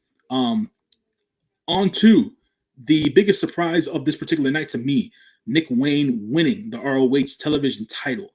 This was a big surprise for me, but it was also a good surprise for me because this is continuing on the build of Nick Wayne as a single star and competitor in AEW. Nick Wayne only being 20 years old, he's a tremendous in-ring performer, and he's getting a lot better on the microphone, and he's being able to cut those promos. And I think there's a good portion of the AEW fan base that is starting to buy in and relate to Nick Wayne now as a character. So him being ROH World Television Champion is a big deal. I hope that it turns into him being the mainline star on ROH TV as they transfer Athena onto AEW television, and if they're able to spotlight and highlight Nick Wayne in that big of a way on ROH TV, I think would be a big deal, and maybe eventually make him ROH World Champion somewhere down the line. And then we had the ladies killing it yet again: Chris Statlander and Julia Hart against Harley Cameron and Mercedes Moné. I love the dynamic between Mercedes and Harley. Minnie Monet uh, made another appearance during the show, during the backstage segment, and also during the match as well. You can't. I think Mercedes can't help but laugh and smile a lot of the time when Harley just does over the top character bits, especially with the Mini Monet stuff. And Chris Statlander definitely has caught the eye of AEW Women's World Champion Tony Storm. It seems like Tony Storm is fascinated, if not infatuated, with the woman that is Chris Statlander, with the kind of commentary that Tony makes every time that she's out on commentary. So I just wanted to state that. And Julia looked good in this tag match here. So decent show, good show of Collision on Thursday night. You sure they have it in the pay per view on the 16th? June, sometime in June. I think it's Okay, June. because I know the 16th is on a Monday. Oh, okay. So then it, because it's a Grand Slam, so it's going to be on TV. So it's a Wednesday. So then it would be the 18th. Yeah, Good. I won't be yeah, watching anything on the 16th. yeah. I'll be watching hopefully the sunrise and waking up in the haze because that's my birthday. All right. Ladies and gentlemen, we are going to be going into TNA wrestling. TNA had a lot going on that weekend, and they got surprisingly some more going on next weekend too. When we talk about TNA Impact 10 no, they don't have anything coming up. I don't think. I'm not for sure. 1082 on the 17th. It was the countdown show into the pay per view. We have Laredo Kid defeating John Hotch. We have Zaya Brookside defeating Lee Ying, or Zaya Brookside with Lee Ying Lee. Sorry, just caught up today. Defeating Jasmine Nix, who had Fallon Henley and JC Jane in her corner. For the Ultimate X qualifying match, we had Casey Navarro defeating Cody Dean. We had Gigi Dolan and Taylor Paxley defeating Heather by Elegance and Maggie Lee. We had Danny Luna defeating Jakar Jackson. We had Brian Myers defeating Leon Slater. And shout out to Leon Slater who wrestled multiple times this week. J News, what did you see any of this? No. It was okay intro to the pay per view. I watched this yesterday because I was on the watch along during the show, so yeah, it's kind of fresh. We it led into the pay per view, which was TNA Unbreakable. Ladies and gentlemen, we had the TNA International Title Tournament three-way match. Eric Young defeated JDC and Zachary Wentz. TNA International Title Tournament three-way match. Steve Macklin defeated Ace Austin and Eddie Edwards. We had a non-title match where Moose defeated Sidney Akeem. Mike Santana and the Hardys defeated Mustafa Ali and Nick and Ryan Nemeth. We had Joe Hendry and Masha Slamovich defeat Frankie Kazarian and TB. We had a barbed wire match. Sammy Callahan defeated Mance Warner. Shout out to Mance Warner and shout out to Sammy Callahan. Y'all took it way too far.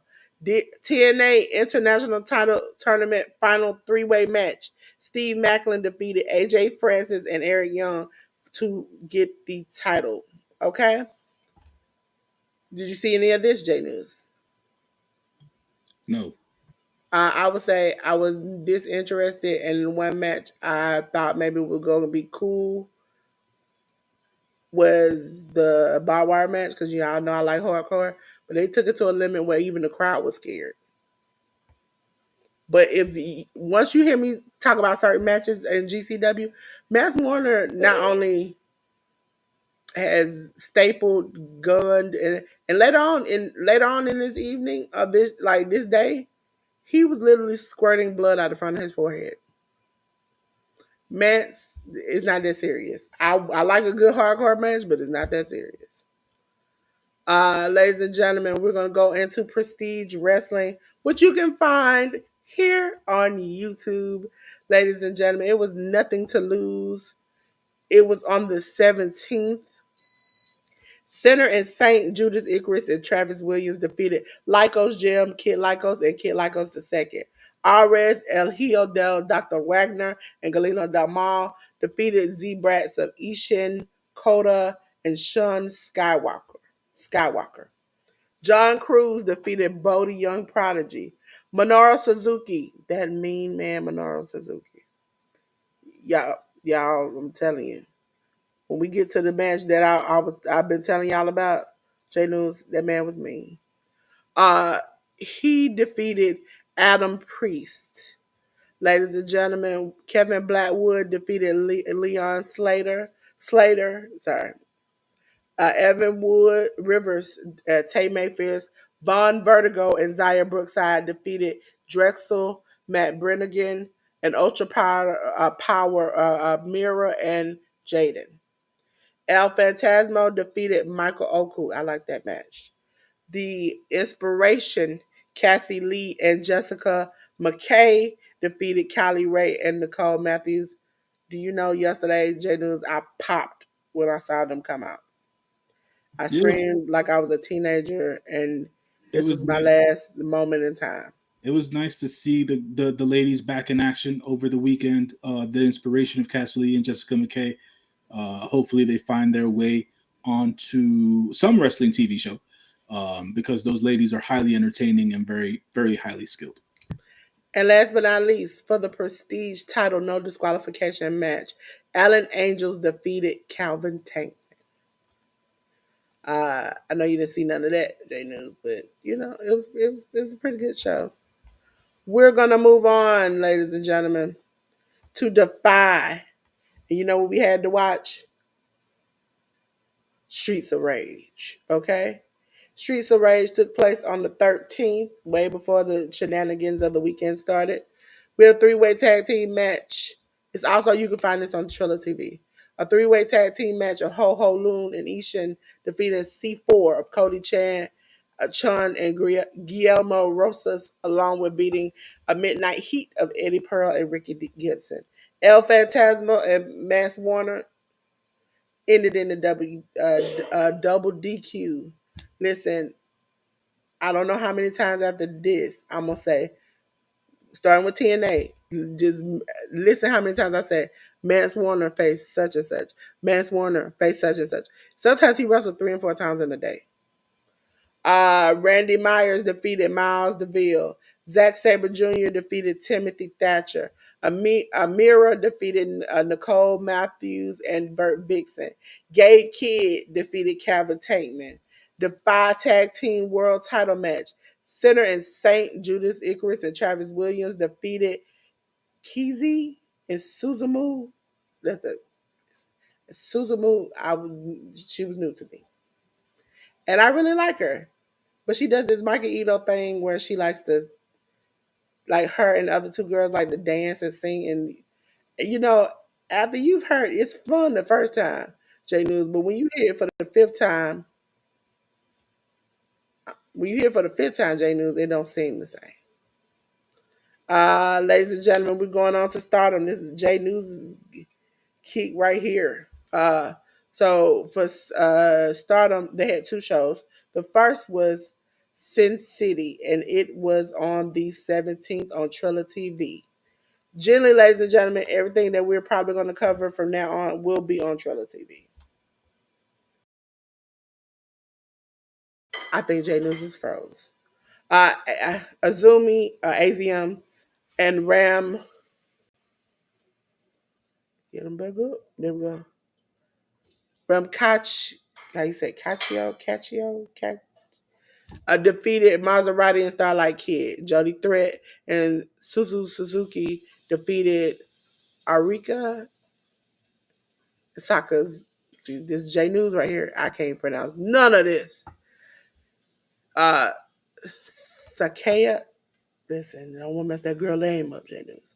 Stars. defeated Hazuki and Kelsey Heather. Empress Nexus Venus Hanako and Mina Shirakawa defeated Hate of Momo Watanabe and Netsuko Tor. We had Suri Viper and Viperous defeat Kala.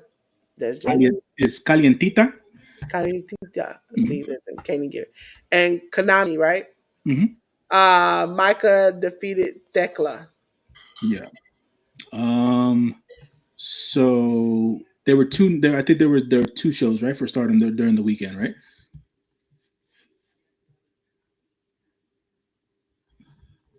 Did I get disconnected again? Neon City, ladies and gentlemen, was on the 17th on Triller TV. Uh, Hazuki and Suzuki defeated Mina Shirakawa and Rachel Rose. Hmm. Suri defeated Kelsey Heather. Clark Counters and Hate of Netsuku Tora and Thekla defeated Stars of Hanan and Saya Laya Sayalita. see Saya Lita. See, came close, and along with the DKC, AZM and Johnny Robbie defeated Maya World and Starlight Kid. I did see that match, and I kind of did enjoy it. I enjoyed it enough to be like that. I'm gonna go back and watch this again. Empress Nexus Venus Hanako and Micah, along with Megan Bain, defeated Hate of Konami and Momo Watanabe and Colleen. Calientita. See, that's J News. Listen, I'm still trying to recover from the from the collective. Rev Pro, ladies and gentlemen, had a show. If you didn't see it, it was called High Stakes. Ladies and gentlemen, High Stakes. We had a scramble match. JJ Gale defeated David Francisco and Jay Joshua. Robbie X, Stephen Wolf, and Yeah, Zozaya. Zosiah. See, RKJ defeated Donovan Dijak. For the Rare Pro Undisputed British Cruiserweight Heavyweight title, Will Caven defeated Leo Rush. I love this is one of the shows that I actually liked. Women's Revolution Gauntlet match, Danny Luna defeated Amira Blair, Auntie Vaughn, Charlie Evans, Emerson Jane, L.A. Taylor, Lizzie Evo, Mercedes Blaze, Sapphire Reed, Serena Deeb, Scott Smithson. We had Leon Cage defeat Nino Bryant for the Real Pro United Undisputed British Heavyweight title. Michael Oku kept his championship, defeating Leon Slater. Good match. Real Pro Undisputed British Women's title. Mercedes Monet defeated Kanji. J-Do, did you see any of this? What did you think? I did not get to see any of this. The only thing that I heard about that went down on the night was about the Michael Oku versus Leon Slater match, how good that was. And I also read about Mercedes versus Kanji and how good that their match was. So I was only able to read up on that. I wasn't able to watch anything. And obviously, as you mentioned before, Will Caven against Leo Rush was also quite the match as well. So I read about that I too. think Rev Pro puts on really good matches. Yeah, they do. So I'm always, either Rev Pro or I forgot who else. Some a lot of times Defy does. HOG definitely does. So I always look forward to those shows. Okay, ladies and gentlemen, better kick it in high gear. Cause J News, it's time. It's time. It's J News time.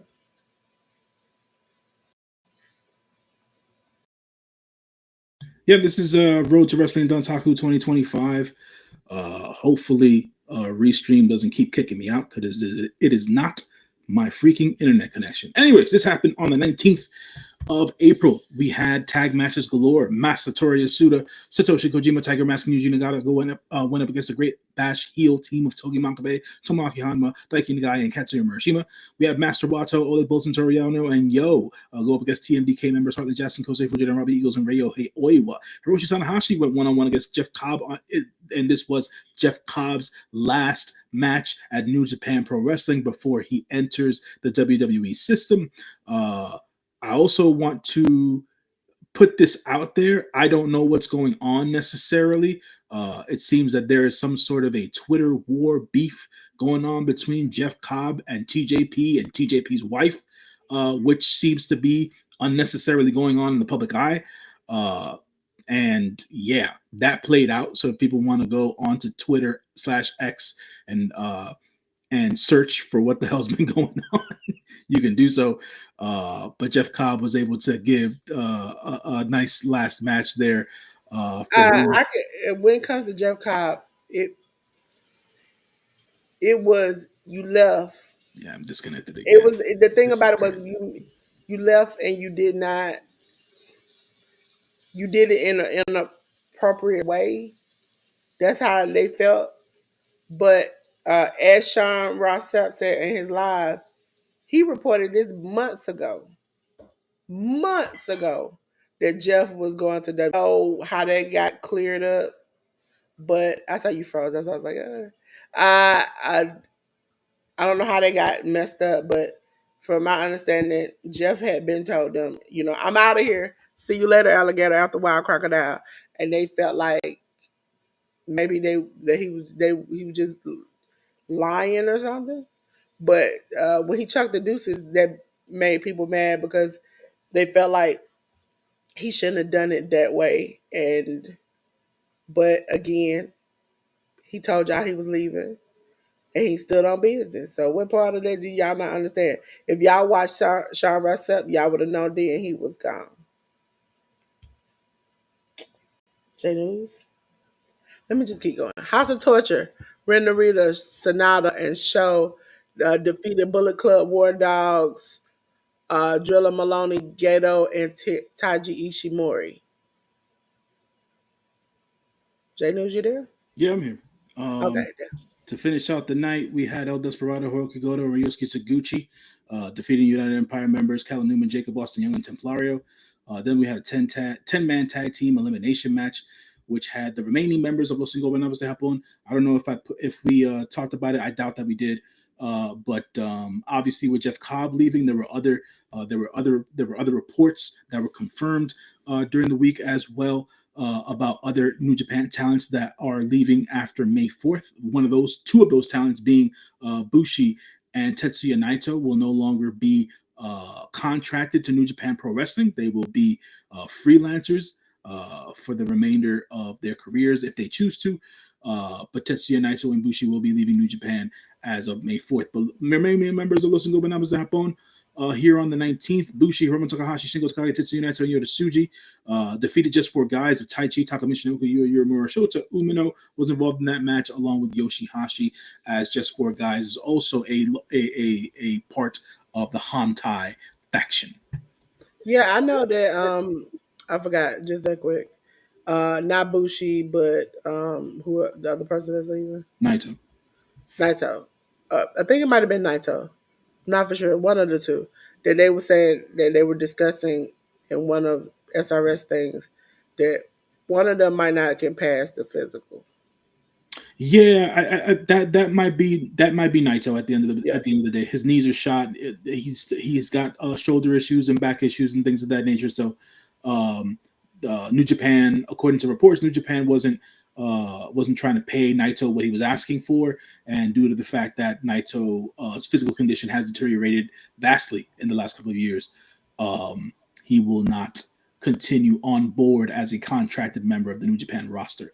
And Bushi is leaving just because there's really not much else for Bushi to do on New Japan anymore. Ladies and gentlemen, this is night 2 on the 21st.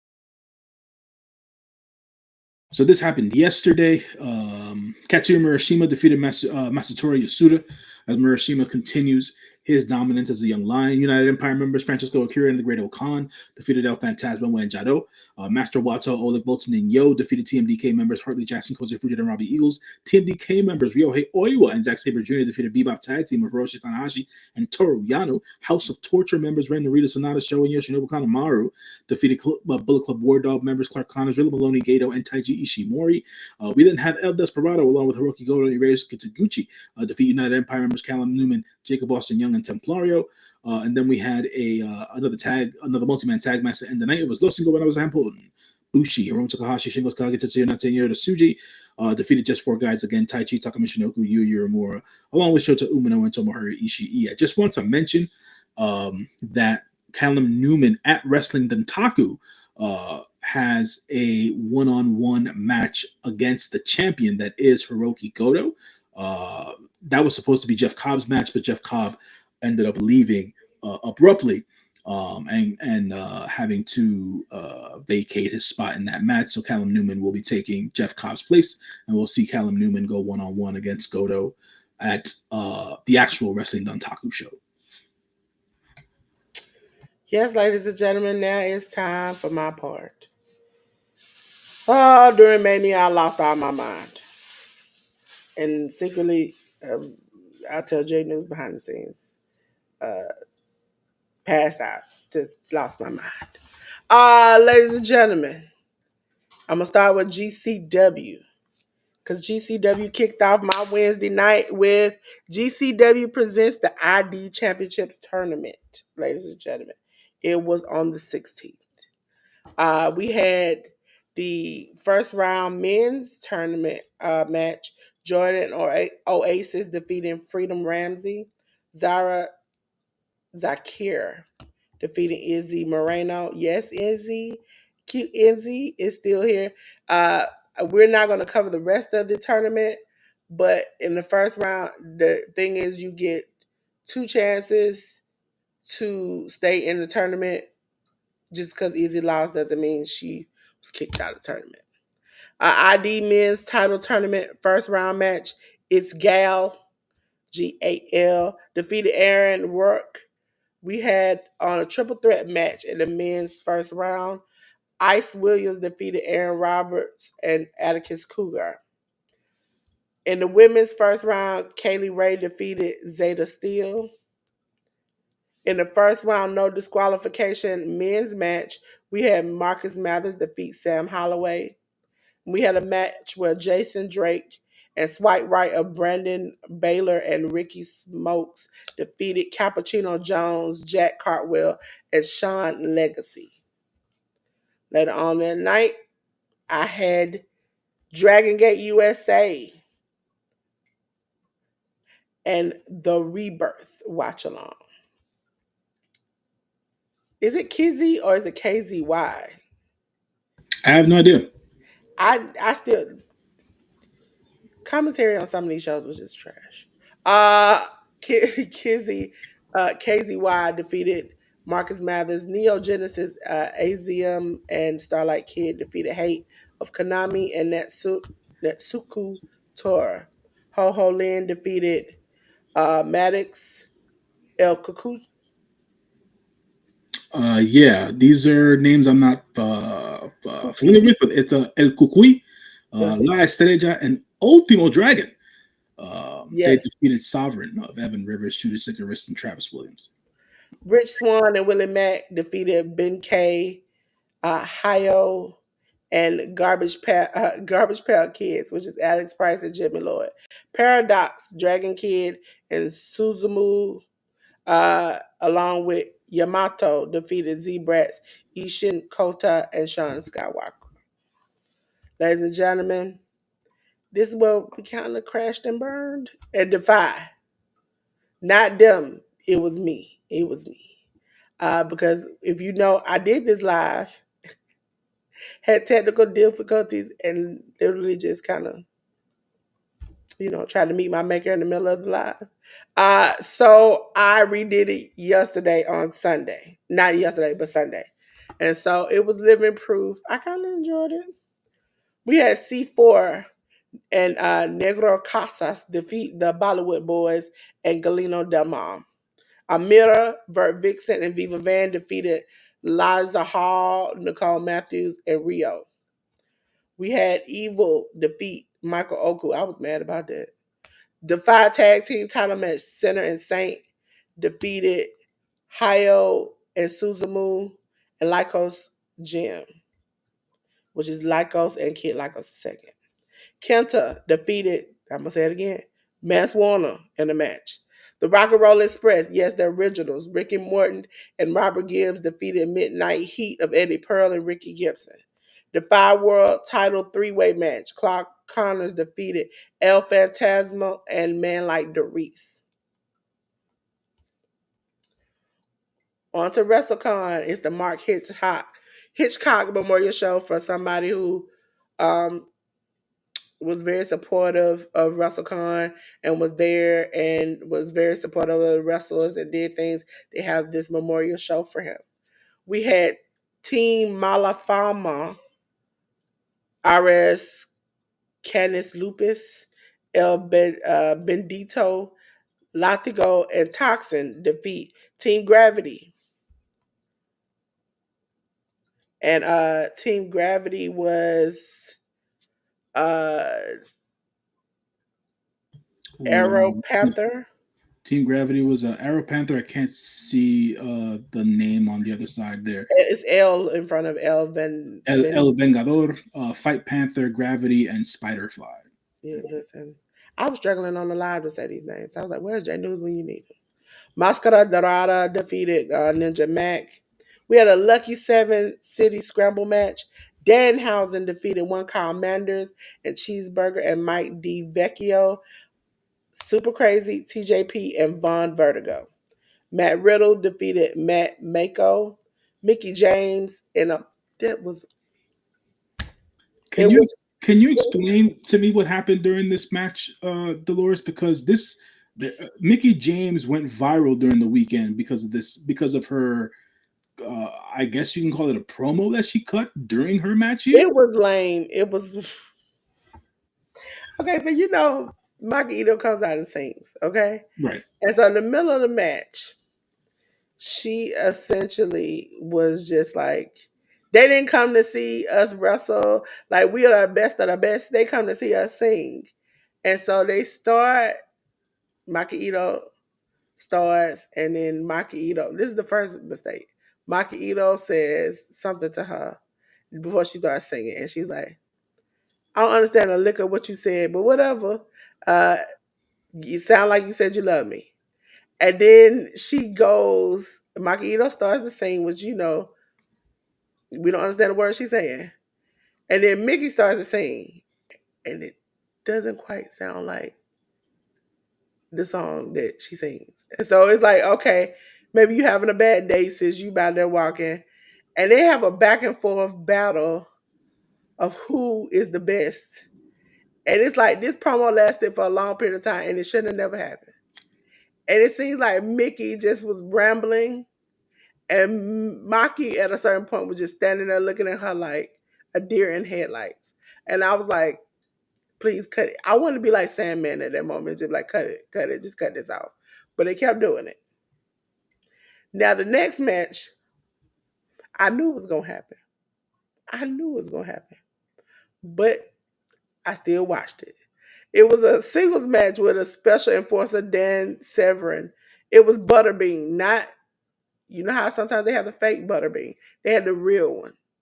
Versus Minoru Suzuki, and it ended in a double count out, and they kept wanting to fight each other on the outside. They just wanted to keep fighting each other. They just, at a certain point, it felt like this weekend taught me if you get to a certain age, just stop. Just stop. Just stop. Because we'll talk about somebody else in this thing. At a certain point, GCW started running into other shows, and it just started becoming trash. Ladies and gentlemen, we had TMDK, Badu Tito, Shane Hayes, and Zack Sabre Jr. defeat Flip Gordon, Hechicero, and Michael Oku. For those who didn't see the little package, Mark had many pictures and like seemed very friendly, like he knew Zack Sabre Jr. So that was the reason why he was the main event. Ladies and gentlemen, going to the show that I liked the most out of all the days, and I was surprised at myself. It is GCW, Josh Barnett's Bloodsport. Ladies and gentlemen, we had Layla Hirsch defeat Jordan Blade. Mika, I think that's how you pronounce it, defeat Carmen Petrovich. No, it's Yeah, Micah. Micah, Yeah. okay. Micah defeat Carmen Petrovich. Charlie Dempsey defeated Shinye Shinya Aoki. Aoki. Mhm. He knocked that man out. He did. TKO. Dumped him on his head. Yeah. Yep. Bow. Karen Cross defeated JR Kratos. Choked his Like, ass out. Yeah, he did. yep. Pete Dunne, Pete Dunne defeated Timothy Thatcher. I think he tried to His break that arm. man in half. Yeah, yeah, yeah. Natty Neidhart defeated Miyu Yamashita. Hmm. Tavian Heights defeated Royce Isaacs. Shayna Baszler defeated Konami. And Zack Sabre Jr. defeated Jonathan Grisham. And my favorite one is Gabe Kidd defeating Josh Barnett. And I especially like the end when he gave him his credit and his flowers for doing, helping him and bringing him. And like he said something about when he wanted to quit, Yeah, Josh kind of encouraged him to keep.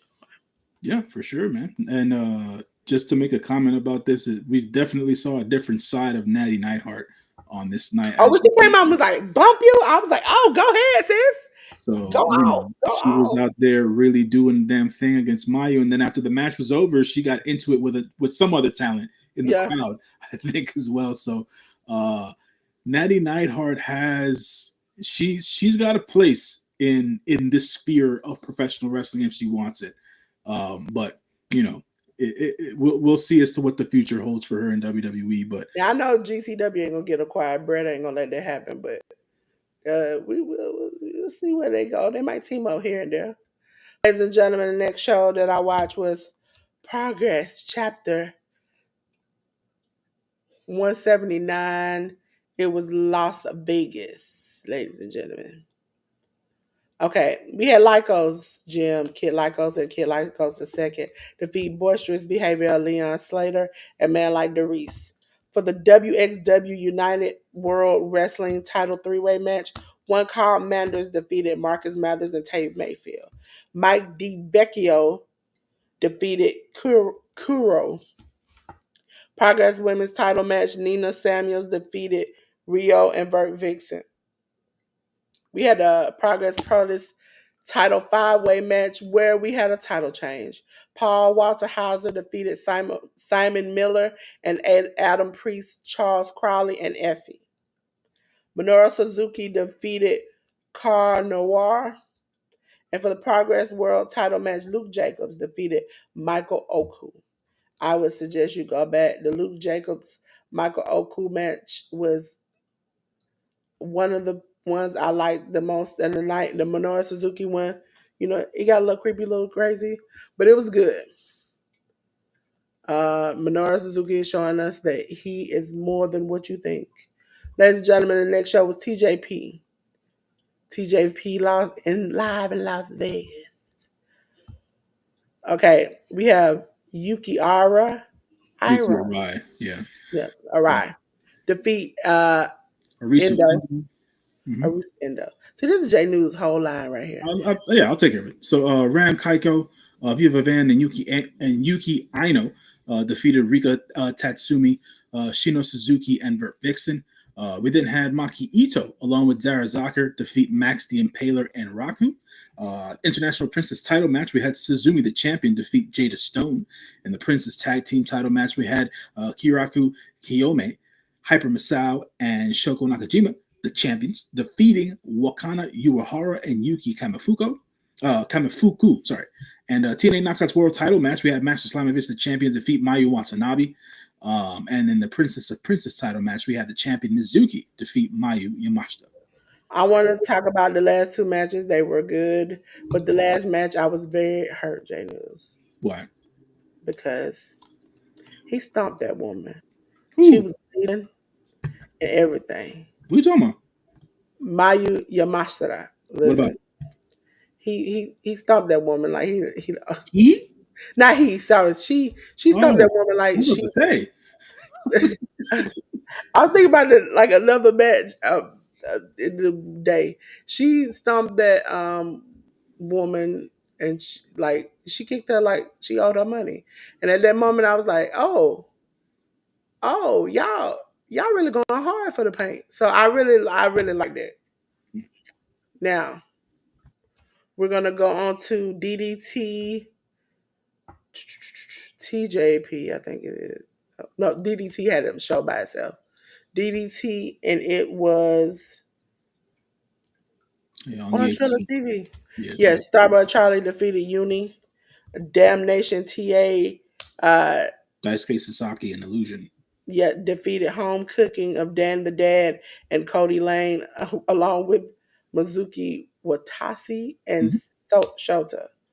My man from 100 Grand, Santana Jackson, moonwalked all over Antonio Honda. Antonio Honda is like my grandpa age. WXW Unified World Wrestling title match. One called Manders defeated Yuki Naya. Yuki Anaya. Yeah. Uh, Kazum. There's J News right there. Kazuma Sumi, Nick Wayne, and Shumakatsu Mata defeated Gringo Loco, Marcus Mathers, and Tyler Bateman. We had Shinya Aoki. Aoki Yeah. defeating Timothy Thatcher. For the DDT Universal title match, Minoru Suzuki defeated Yoshihiko. Yokozuna. This is the match that I was talking about. He bashed her head in, and she was bleeding. J News. I saw. I want, and I was sad. J News. I saw that.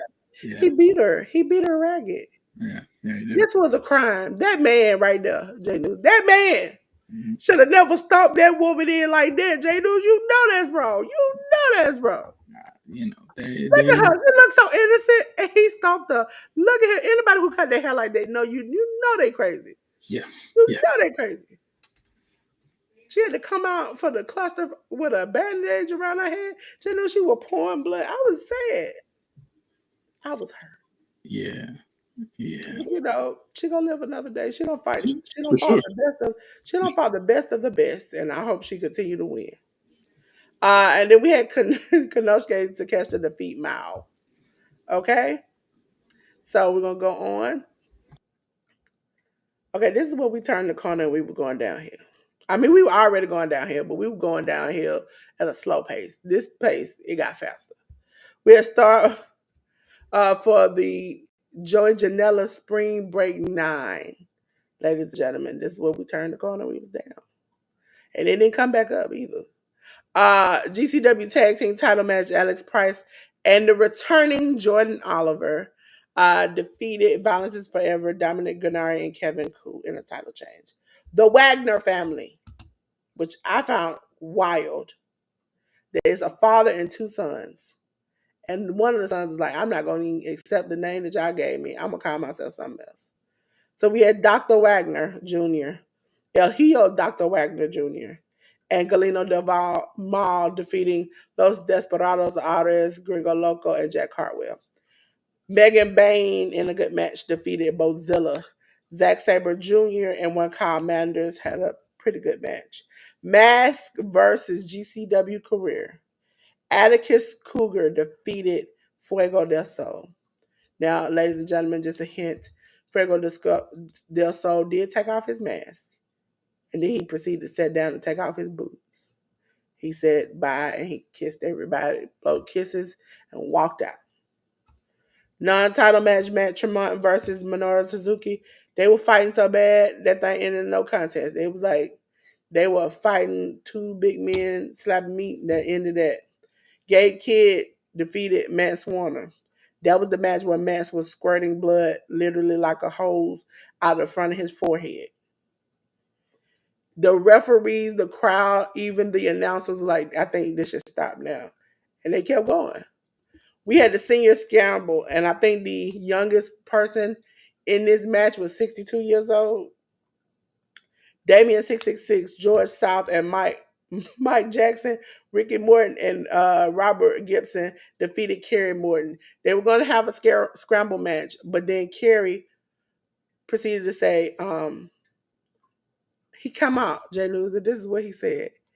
He said, how y'all gonna leave me off the GCW show like this and have these old people up here? All I see is a ring full of erectile dysfunction. And at that moment, they got mad. And even Ricky was like, my son gonna have to take this L. And they started stomping a mud hole in him. And Kerry went outside and was throwing chairs. And he's like, you know why y'all? And another thing he said while he was up on the ramp, he said, you know why they cheer for y'all? Because they were glad to see y'all still alive. That was the moment. I just like, every time I think I'm trying to get to heaven, GCW take me down. I swear. Because I couldn't help but laugh. Now, this is the point where it really went downhill at J News. We was at the bottom of the pit and we went on the roller coaster going back up. We had a no rope barbed wire match with Sabu and Joey Janela. Joey comes out. First of all, they take forever to put up this ring. Joey comes out. Sabu comes out in a all white suit. Not wrestling, a suit. With no shirt on, just the jacket and the pants and the shoes. Then he gets in the ring. He proceeds to talk to MLJ, the announcer. Looks like Sabu don't want to do this. Joey is over there like, no, you gonna do this. We gonna do this. So then we all looking like, is this gonna really happen? He pointed at his clothes like, I'm not even dressed to wrestle. I don't know what y'all talking about. I came here. This is what I was supposed to do. And Joey is like, no, we're going to have this match. They proceed to have the match. First thing that went wrong is Sabu accidentally, because they didn't space it right, the barbed wire went up under it, went head first into like this batch of barbed wire. And to untangle him, Joey had to rip his jacket off to get it off him. Then he went the second time through the side of a board, flies off and under the bottom of the ring, hits on the outside. He has a puncture about this big in his back, pouring blood. Then I said before the match started, if I could hit a whistle and see Bill Alfonso, I'll lose my shit. I did hit a whistle. I saw Bill Alfonso. I lost my shit. And then Bill Alfonso took about 20 minutes to get down to the bottom. Then we had other people getting involved. And Atticus Cougar and his brother. And it was just a whole big mess. Then they said, okay, we're going to have Sandman come out here to save us. Sandman music plays, J News. Spotlight comes on. No Sandman. We're sitting there. Even the fans stop and come out and walk in the spotlight. Like, where's he at? He doesn't. Then he comes out. And I heard his music for a good about 45 minutes, J News. And he went down, up, down, up, down, up, down. Throughout the crowd, he didn't know how to get out. He just drinking beer after beer, got the kendo stick, just going up, down, all around the building, but leaving. Then by the time he get out there, all he do is swing the stick. He barely gets in the ring. The lady has to pick up the barbed wire to let him in. Gets in there, hit the kendo stick, and then he was gone. After that, I said, this is a waste of my goddamn time. I couldn't even hold it. It was a waste of my damn time, J News. I said, I wasted my time on this? Wait a minute. Okay. So then we get to GCW and the Four Ropes production. I want to be on this and say, you notice they changed for the culture to four like the number. Okay. Should know that was the problem the first time. First of all, J News is first came on at 3 a.m. I log in, I turn the camera on, I said 3 a.m. Hey. I clicked my TV to start the show. They changed it to 3:15. 3:15 come, they do a countdown. We started this shit to almost 4 o'clock. Okay? Then when we came out, West Side Gun owns Four Ropes Production, and MVP is the commissioner. So as they come outside, J News, they start to rap. And then MVP then decides he's gonna rap too. as Shelton and them are in the background. We went through all of that. Then we started the show. By then it's 4 some, almost 5 o'clock in the morning. Okay. Then we get which I would say, the non-black version of For the Culture. Ladies and gentlemen, we had Leon Slater defeat Mustafa Ali and Trevor Lee. Moose defeated Oni King. We had a 4 ropes tag team title match. The Hardys defeated TNT, Terrell Hughes, and Terrence Hughes, which was Devon Dudley. He came out there and said, we've been beating you for 20 years and you ain't got enough. And so then he introduced his songs. Mike Santana defeated Raj Destiny. Alex Littlefoot and Masha Slamovich defeated Hallie J and Vix Crow. Do you know who Vix Crow is? What's the girl? Alicia Fox. That's her new name. Okay. Okay. And she was teamed with a woman named Hallie J. I think you've seen her on Netflix. On that show for Netflix with the reality show on Netflix. No, I don't They watch call her reality TV. Hollywood. And she's been on AEW too. She is a Caucasic woman who her character is she's supposed to be loud and ghetto. Interesting. hmm Shortly after that, she comes out with I forgot his name, the Whole Train, and Joe Hendry is out there, and Joe Hendry said, "Can we call this the Nice Lady Train?" Then when he tried to give the ladies to Joe, Joe got freaked out because Haley decided she was gonna twerk on him. Then we had a street fight. It was the infantry versus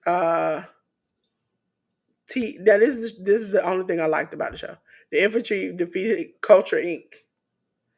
We had Tiara James defeat Maya World. They didn't give them ladies a shot. They cut them off. After that, we had the 4 rope flyweight title battle royal. As you see, well, most of these wonderful black artists and wrestlers, the winner was Enzo.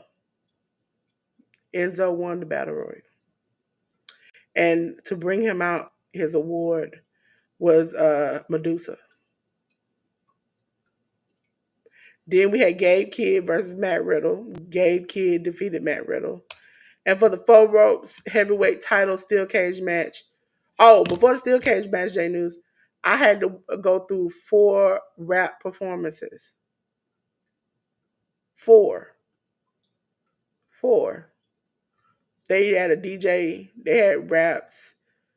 I I was with the crowd. I was like, this is wild. And then they put up the cage. We got the cage. They did the match. Zilla was betrayed by his cousin who came and after the match, and him and his crew destroyed Zilla. But Zilla Fatu retained his championship. I said, you know what, J News? I'm looking for Effie's Big A brunch. And you know what I got? I got some shit, all right. Effie's Big Gay Brunch was next on my list. I'm gonna say it was better than For the Culture, but I still was not happy. We had a 6-way gay super scrabble match. Sandra Moon defeated Anton Voorhees and Brooke Havoc and Jay Vidal and Jamie Signal and Vipers. Aaron Rourke defeated Rico Gonzalez. Perro defeated Brick Savage, Max the Impaler, and Zico. Zack Sabre Jr. defeated Kid Bandit. That was a great match. The Vets defeated the Rookies. We had Abaddon and Sunny Kiss. I love both of them, so I was happy to see that. And then for the GCW World title, we had Effie defeat Jark Sheik, and I really enjoyed after the match how Effie gave Dark Sheik her flowers and left the ring for her to talk, and she also gave Effie his flowers. No, she gave her his flowers first, and then he gave her hers, because she was saying there would be no, he took her and started this and put a lot of people on when nobody else wanted to care about them. So that was very hard. I liked that show overall. Then we had TJP DDT, and GCW. And this is where we went crazy again for their show. Uh, we had Hyper Masao, Jada Stone, Mizuki, Raku, and Yokiano defeat Endo, Miyu Watanabe, Shina Suzuki, Suzue, and Yuki Ira. With Kid Bandit and Shota defeat Antonia Honda and Rika Tetsumi. Los Desperados, Ares and Gringo Loco defeated Starboy Charlie and Uni. Wakana, I can't pronounce it, J News. You're right? Yeah, Wakana Urahara. Yeah, and Yuki Kamafuku Hmm. defeated Brooke Havoc and Sandra Moon. Marcus Mathers and Shoko Nakajima, along with Super Crazy, defeated Damnation TMA. TA, sorry. Microman, he came with Naya. He came with Naya. Naya is the tallest vessel that I saw during the weekend, at almost 7 feet tall, or pretty much 7 feet tall. And Microman was about 2 inches. Defeat one called Manders and Maki Ito. My favorite spot in the match is uh, Naya kicked Maki Ito. She started to cry. Then Microman cried, and then one called Manders tried to help. He got pushed and he started crying. And then Naya was crying because they were crying. Hardcore tag team match. John Wayne Murdoch and Matt Tremont defeated Matt Warner. I said it again because that's like the third time he wrestled in the day. In the day against Katsumata, right? Uh, Konosuke Takeshita and Masha Slamovich defeated Mayu Yamashita and Aoki. And for the BZW tag team title match, three-way match, Mao and Yoshiko the Doll defeated Alex Price, Jimmy Lloyd, and Jack Cartwheel, along with Kazuma Sumi, right? Uh, by that time, J News, I think I was over for the collective. But we had to keep going because if you all saw me, I was mad throughout this whole show. GCW, Georgia Nell Spring Break Cluster forever. Okay? I was mad, and I admit I was mad, mainly to the end of the clusterfuck. We had Doug Gentry Memorial 9-Way Scramble cage match where Gringo Loco defeated Synclope, Facade, Jimmy Lloyd, Man Like DeReese, Marcus Mathers, Mike D. Vecchio, Ninja Mac, and Sydney King. The cluster is where I lost my J News. Is because you see how many people was and you see how long it was. Only for me to be happy in the end because Brody Lee Jr., yes, negative one, what, negative one, negative 10? What they used to call him negative? He was negative what, 10? Negative one? -1. Yeah, negative one. Negative one. And guess how he was introduced, J News? No, I saw the video clip of Chris Bay Yes. introducing I him. was so excited because Chris came out and we all thought, is he about to join the clusterfuck? And then he was like, oh, no, not me. And then you could see them put Brody Lee Jr. up on the Titantron, and then it flashed and it would say Luke Harper, and like Brody Lee Jr. stood there for a minute, and it just stayed there like on the sign that said Luke Harper, and then once he started walking, it flashed again, and it was like Brody Lee Jr. And we was just like, oh my god! And when he won, he eliminated uh Joey to win. It was everybody screamed and cheered, and I was glad because it was the end of the collective. I was very teary eyed because I was like, oh, he won. And I remember when he was a little kid, but I'm glad this is over with. J News, I would say, you know how some people say 10 out of 10 I recommend? Don't do that shit. Ladies and gentlemen, we are on a preview. On a preview, and this is J News' time. New Japan Pro Wrestling. I think you got a whole bunch of those. And I just got two things after that. All right, so we got the New Japan shows coming up. More Road to Wrestling Dontaku shows. Uh, we've got the shows that are happening on the 22nd, which is today. So this already happened this morning. Katsura Murashima versus Daiki Nagai. Jacob Austin Young versus Masatori Yasuda. Bebop tag team of Hiroshi Tanahashi along with Toriano. Going along with Master Wato, Oleg Bolton, and Yo, going up against Team DK members Hartley Jackson, Kosei Fujita, Robbie Eagles, Ryohei Oiwa, and Zack Sabre Jr. House of Torture members Ren Narita's show Sanada Yoshinobu Kanemaru, one of the biggest Bullet Club War Dog members, Clark Connors, Joe Maloney, and Gato, and Taiji Ishimori. Hiroki Goto and Ryusuke Taguchi tag teaming up against United Empire members Cal Newman and Francisco Akira. Los Ingobernables Japón, Bushi, Hiromu Takahashi, Shingo Takagi, Tetsuya Naito, and Yota Tsuji go up against just four guys of Taichi, Takamichinoku, Yuri Uemura, Shota Umino, and Tomohiro Ishii. Eldest Bravado and Neptune Tazbo are tagging versus United Empire members, the Great Okan and Templario. Those are the matches from this morning. Then we have more matches for tomorrow. We got Katsuya Murashima versus Masatori Yasuda. El Phantasmo and Jado will tag team and match versus the United Empires, Francesco Akira and the Great Okan. House of Torture members Ren Narita, Sanada Show, and Yoshinobu Kanemaru will go up against Bullet Club War Dog members Clark Connors, Joe Maloney, Gato, and Taiji Ishimori.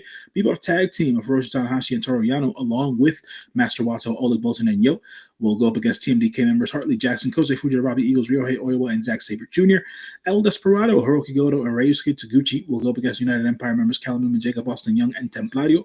And then to finish off the night, we have Los Ingobernables Japón, Bushi, Hiromu Takahashi, Shingo Takagi, Tetsuya Naito, and Yota Tsuji will go up against just four guys of Taichi, Takamichinoku, Yuri Uemura, along with Shota Umino and Tomohiro Ishii. And that's all for the New Japan previews that we have there. And that'll be happening more on the 25th. Katsuya Murashima versus Masatori Yasuda will be a match. We have Master Wato Toriano and Yo as TMDK members, Kosei Fujita, Robbie Eagles, and Ryohei Oiwa. House of Torture members Ren Narita, Sanada, Sho, and Yoshinobu Kanemaru will go up against Bullet Club War Dog members Clark Connors, that is, Trill Maloney, Gato, and Taiji Ishimori. El Desperado, El Phantasmo, Hiroki Goto, Jado, and Ryusuke Taguchi will go up against United Empire members Callum Newman, Francisco Akira, Great Okan, Jacob Austin Young, and Templario. Hiroshi Tanahashi and Oleg Bolton will go up against TMDK members Hartley Jackson and Zack Sabre Jr. And then we have the final match on the 25th of Los Ingobernables Japón, Bushi, Hiromu Takahashi, Shingo Takagi, Tetsuya Naito, and Yota Tsuji go up against just four guys of Taichi, Takamichinoku, Yuri Uemura, along with Shota Umino and Big Tom Tomohiro Ishii. And that's on the 25th going down. Ladies and gentlemen, it's HOG time. It's HOG time. And it's isolation, ladies and gentlemen. Isolation will be on the 25th. Trevor Lee versus Charles Mason. I Quit match, Idris Jackson versus Carlos Ramirez.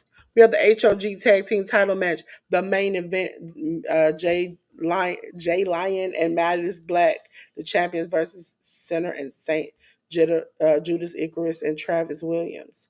HOG heavyweight title match, Mike Santana versus Konosuke Takeshita.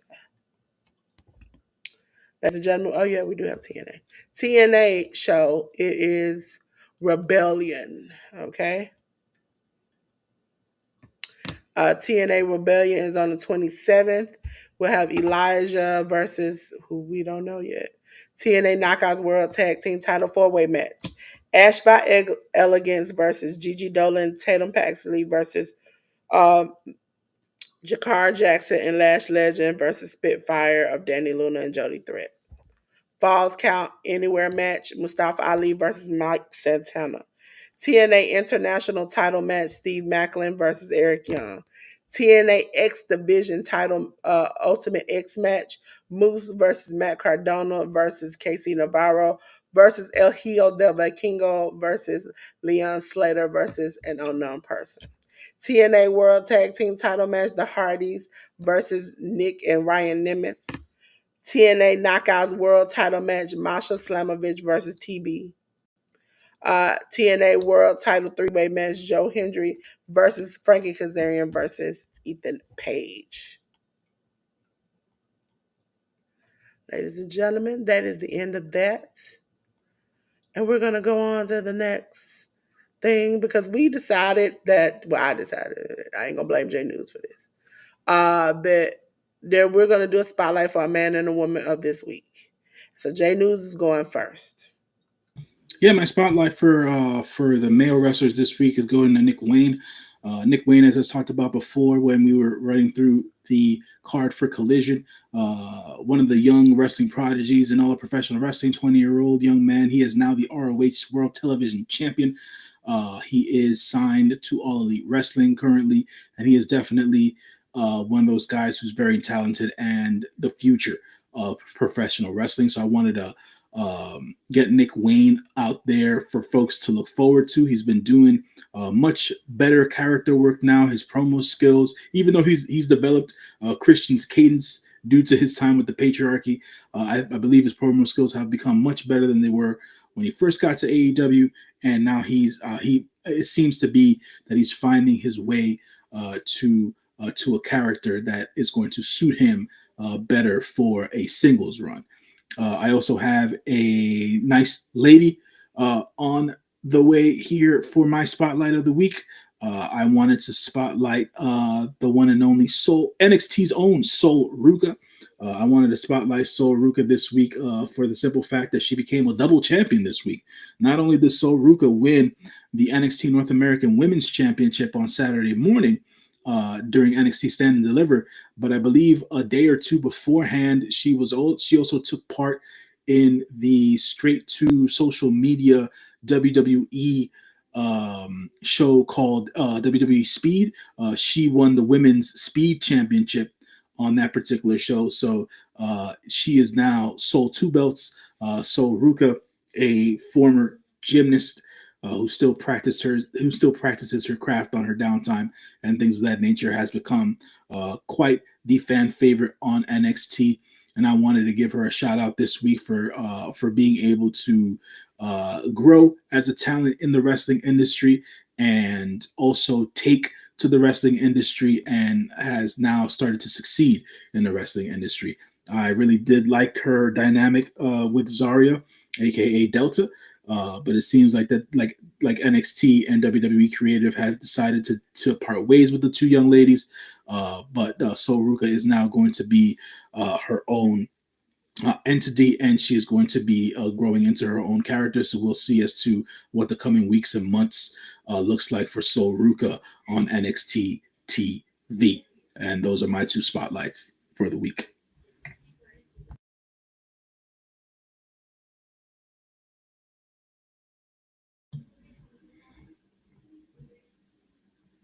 I think that Dolores has her own spotlights as well. Yeah, So she'll be yeah. moving those down. I was on mute because I was like, J News is doing so good. Listen, I like Sol Ruka and Nick Wayne as your choices, and I was like, man, I gotta step my game up. I don't know if I can be like J News when I grow up. But ladies and gentlemen, my spotlight. I'm gonna start with the woman first. I am going to do Masha Slamovich. I chose her this week because Masha Slamovich wrestled way more than a handful of times, and sometimes like the next person, multiple times in a day, hardcore matches, and I appreciate it because I can't tell you she had a really horrible match throughout this weekend, and so I really appreciate it. So my spotlight for the woman of this week is not me, Jesus, not me. Put me in the corner. Uh, is Masha Slamovich. Now, my spotlight for the men is somebody who worked their tail off, who gave blood, sweat, and tears, but I'm going to say they gave more blood than sweat. It is that country boy, Matt Warner. Yes. If y'all wondering, I showed y'all a picture during the weekend. This is how Matt's look. He takes pictures like this all the time. But Matt Warner not only fought in a bloody match at TNA. He did GCW. He did Defy. He did everything. He was everything and everywhere. And literally, the moment he had When I say blood squirting from his forehead, I mean it looked like a fountain. And it was pouring all on doors, on the mat, on the ground. It was making puddles. And he still wrestled that match and then wrestled again later on that night. So I can't not give it to my man for giving every piece of him he could, from skills to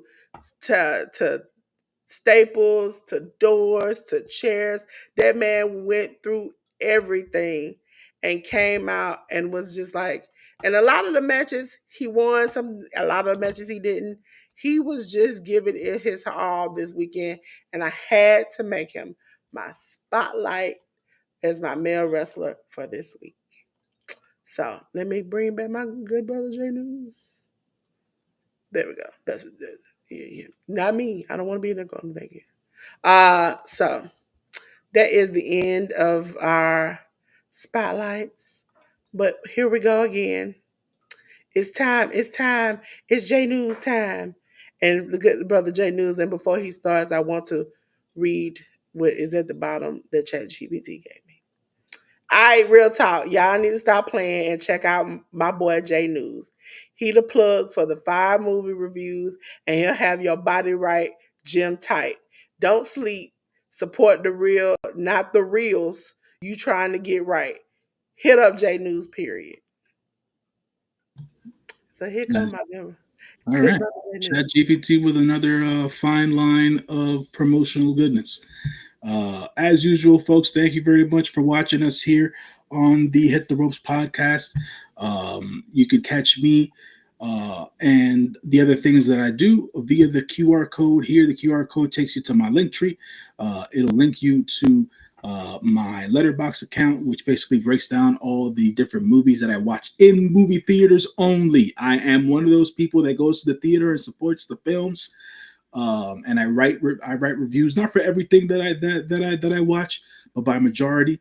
I would say I write reviews for about 90% of everything that I watch on Letterboxd. So if you're interested in reading reviews and things of that nature, check me out on my Letterboxd profile there that's linked in my link tree. You can also check me out on another podcast every 2 to 3 weeks or so, which is called the True Heel Heat podcast. That they have their own YouTube channel on there as well. I am on True Heel Heat to talk about usually just New Japan Pro Wrestling things, and at times I'm also there and I talk about AEW as well. You can also check out older audio only podcasts that I have up about movie reviews from my podcast. That is the logo for my podcast there, John L, your friendly neighborhood moviegoer. John L being my real government first name. So that's on there for folks to check out. Still having to do some behind the scenes stuff to get my the audio podcast back and going, but I'll be working on that during the next couple of months. And yeah, that is the breakdown. As always, appreciate Dolores for allowing me to break down everything that I do at the end of all of our podcasts. And check us out, man. Usually we're here every Sunday, 1 p.m. Eastern Standard Time. Hit the Ropes podcast. Me and Dolores write down the week that was in professional wrestling, and we'll be back on Sunday doing that. This week was just a little bit of a different feel on Tuesday due to all the events that transpired this weekend during WrestleMania weekend. So, but appreciate everybody in the chat. Appreciate everybody checking us out. And thank you, Dolores, again for allowing me to plug myself in my many musings. Listen, J News is the best, ladies and gentlemen. Like I say all the time, that's a good man, Savannah. That is a good man. If you don't go check out J News, I don't know what I'm gonna do with y'all. I might have to just come out there and just start giving 2 pieces of biscuits. Just 2 pieces of biscuits. Every time I see somebody, hey, you join J News? Oh, wait a minute, you're gonna get the 2 pieces and a biscuit. Just wait for it. Okay? So J News, let me take you down. Let me take you down. Let me come on up, ladies and gentlemen. Ladies and gentlemen, a couple of weeks ago I started giving y'all um lyrics from my favorite songs that somewhat describe how I feel. Not how I feel, but who I am. Because J News got. So I got real hardcore music I listen to. But lately it's been Ken the Man. And so the quote from Ken the Man is, tell that B that I get even. I don't get mad. I got too much designer. I can't kick it at no kickback. Okay? So that is that discrepancy. Listen, wait a minute, before I do this, J News, you know me pretty well, don't you? Now I want you to see if this assessment of me that Sammy gave to me live is great. Mm. Sammy said, CM is the type of person, if she don't mess with you, she don't F with you, she don't F with you. Mm. She done. Okay? I'm the type of person that he said that I would adopt a puppy, collect the feces, put it in a bag, burn it on somebody's front door. Interesting. Uh, Not sure how that um, works per se, or what that says about a person necessarily.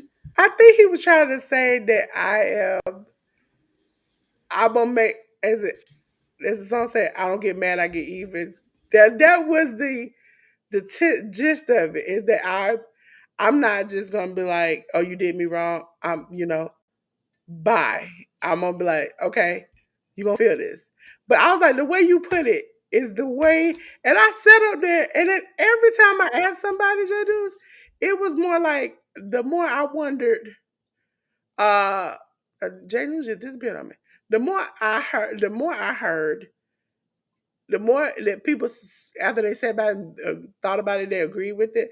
I was like, I wonder if J News would agree with it assessment. That I can be a little bit meanie. You know what I'm saying? I was like, I don't think J News agree with that. Ted said it. Ted know me too. He had said she petty. That's what J News done froze on me again. Oh Lord, they won't let him be great. But I'm doing my thing anyway. Hey Ten, hey. These street doing him like they doing Ruby. But what I do is I keep it moving. Ladies and gentlemen, it's Dolores. I'm here to tell you about myself just a little bit, and then we'll be up out of here. Restream is not being nice to J News. I don't know why. Um, let's see. Let's see. Get that coming off. There we go. Uh, Ladies and gentlemen, I am Dolores, and you all should know me because I'm just a pink girl in my pink world here on every social media. But you know what it is. I am also Dolores of Dolores Designs. I'm here to make your dreams come true. I'm a tech head. I do graphics. I manage channels. I build websites. Listen, keep that on the low. I've done music. Listen, your girl is multi talented. And 10 is going to be surprised when I say this. I done got back into my cricket game. You know, I'm a little crafter. Y'all didn't know. I'm gonna start making some stuff for y'all to get. Listen, y'all gonna be like, Dolores, what can you not do?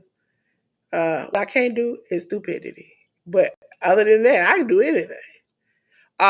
Listen, I'm a graphic designer on social media. This is how you can contact me. If you say Dolores, that QR code, I can't scan that. I got you a bigger one right here. There you go, sis. Don't worry about it. I got you. Uh, Ladies and gentlemen, also check out the Hit the Ropes podcast. I told you Friday, I'm upload all the episodes that I've been missing because we've been doing the collective and other things. I've neglected a lot of things. If you all have not seen my hydroponic look like a hot mess yesterday, I still ain't trimmed the stuff off of there, but at least I got something going on. And as you see, the QR code is in the corner for the Hit the Ropes podcast. And also, I'm going to put it right here. Give me a second. There we go. I'm about to take this down so you can see the pod here. So, ladies and gentlemen, this is the Hit the Ropes podcast. All on social medias, all of it. Please let's get our social medias up. Then I might can do some behind the scenes stuff, like when I do watch alongs and I don't do it on here. You can get to see more of that. So I appreciate. Listen, I'm trying to be like 10 when I grow up. I'm trying to be like them. So, ladies and gentlemen, I appreciate you so much for supporting the podcast, for supporting me and J News, for liking, subscribing, coming through. I appreciate, above all things, I appreciate J News because for those who do not know, I am, minimize this, I, I have different things going on health wise. So sometimes you'll hear me, spazzing out. And J News has to come in and be like, Captain J News saved the day. Because I don't know if y'all seen, I can't rely on nobody other than J News to come save me. Because y'all saw another man quit trying to save Delores in her pink world. You know, I have J News. I've been having people on my shorts try to save and monitor the pink world, and guess what they do? They quit. This time it was Mr. Potato. He quit, and he insulted this lady when he quit. J News. She said, because he had a big chest, she was talking about his chest. She's like, oh, your chest is big. And he told her her thighs don't match. And her hair is old. I was shocked, J News. But at least he gave me the respect, unlike everybody else, of quitting on camera. Everybody else quit behind the scenes, J News. We done had Spider-Man, Batman. Batman got suspended, then he quit. I Mm, might have to rehire him, J News, but he got suspended because he said this girl was singing "Don't Save Her." She don't want to be saved. And then when her friend was falling out the building, he thought that that's what she was trying to tell her. interesting. So Mm, I don't know what to do, J News. I need somebody to come save my pink world because you know it goes off the haywire sometimes. gotcha. So, Gotcha. but J News, I know J News will come save me. Now I can't have J News on the short because he might quit like everybody else. Okay, I need him to stay. I need him to help me with these big words. Okay. So J News, I appreciate you. We've been here 2 hours 31 minutes, shorter than we've done some long lives before with workhorse, but this is short. Ladies and gentlemen, I appreciate you. Make sure you check out my boy J News because he's a good man, Savannah. He can help you get your fit right, get your muscles on. He also can help you with your movie reviews. Have you seen the Michael Jordan movie? Uh, the Sinners movie. Yeah, I watched Sinners last Thursday. The only thing I'll say about it is for folks who are clamoring for non superhero type movies, for non for movies that are not necessarily related to intellectual properties, just something new, something that's fresh. Go out and support a movie like Sinners. I think that the theater experience is one of a kind, and it's very unique, and it's fun, and it's new, and it's fresh, and it's something that Ryan Coogler came up with, along with Michael B. Jordan and the entire cast and crew that were involved with the movie Sinners. Um, Out there, it's definitely something that's different, and like I said, it's fresh and it's new, and it's something that I would recommend for people to go out and watch. If you're one of those folks who waits for movies to come into streaming, I can't say anything to you because that's your preferred viewing habit. But at the end of the day, movies like this are meant to be seen in movie theaters and meant to be felt in movie theaters. So I would definitely recommend the movie Sinners for folks out there. This is not a kid movie at the end of the day, so do not take your children with you. And on top of everything else, from anything that you read or anything that you consume content wise online, or reading or whatever, don't be so quick to dismiss this as just a simple vampire movie, because that is not what this is. So it is much more than just a simple vampire movie or a simple horror movie. It's much more than that. It tackles a lot of um, different topics, a lot of different things that are still important to us to this day. And it educates you on certain things, regardless of the fact of how fantastical and different layers of fiction that are involved in the movie. But I'll definitely recommend Sinners to everybody out there who is willing to go to a theater and watch it, and also watch it in the biggest screen and format possible. Be it IMAX or Dolby, 70 millimeter, 65 millimeter. It all makes a difference, folks. It really, really does. So I'll say that about the Sinners movie. Ladies and gentlemen, I'm gonna do one thing because I forgot to do it. Ladies and gentlemen, my good sis 10 is having a course about how to get your business right. Website, messaging, marketing, mindset. She is talking about this in this course on the 28th. You can go to the educatednatural.com/products to get it. She also is back into managing and building websites. So please go check her out. Ladies and gentlemen, 10 has been in business over 12 years. So she knows the ins and outs, the do's and don'ts. Listen, I'm on the outside. I can get your graphics, I can get your website built, I can get all of that things. But Tina's on the inside and she knows the tax information, the BOIs, the LLCs. She can help you with that. Now, you said, Dolores, I'm busy on 28th. I can't go.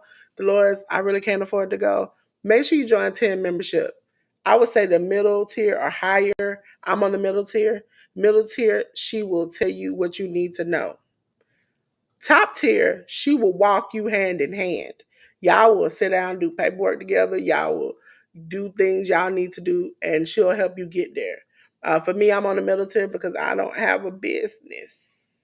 I help people with their business, but I don't have a business. And so I'm learning the skills and the things. If I ever decide in the future to develop a business and run it full time, I definitely will move up to the higher tier and definitely go to all of Ten's courses. Yes, Janu, she's a big supporter of me and you. I love you, Ten. Okay, so ladies and gentlemen, it's time to go. I need to go to bed. Well, actually, I got class in a few minutes. I need to go. But I've enjoyed you all this week. I know J News enjoys you every week he comes here.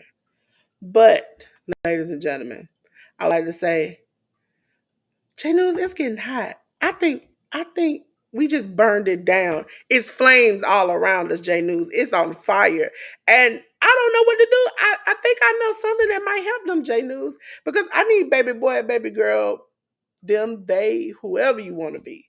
Listen, please keep your clothes on. My precious eyes and J News, we can't be seeing all that. But I got something. Wait a minute. If I cut the lights out, J News, oh, it's a breeze. Do you all feel the breeze? I feel the breeze, J News. And I'm about to explain to you why I feel the breeze. And it's because not only did I cut the lights out, but mysteriously, the fan came on. You feel that? I feel like Beyonce. Okay? Until then, ladies and gentlemen, I want to say, in a special type of way, we want to tell you good day, good night, good luck.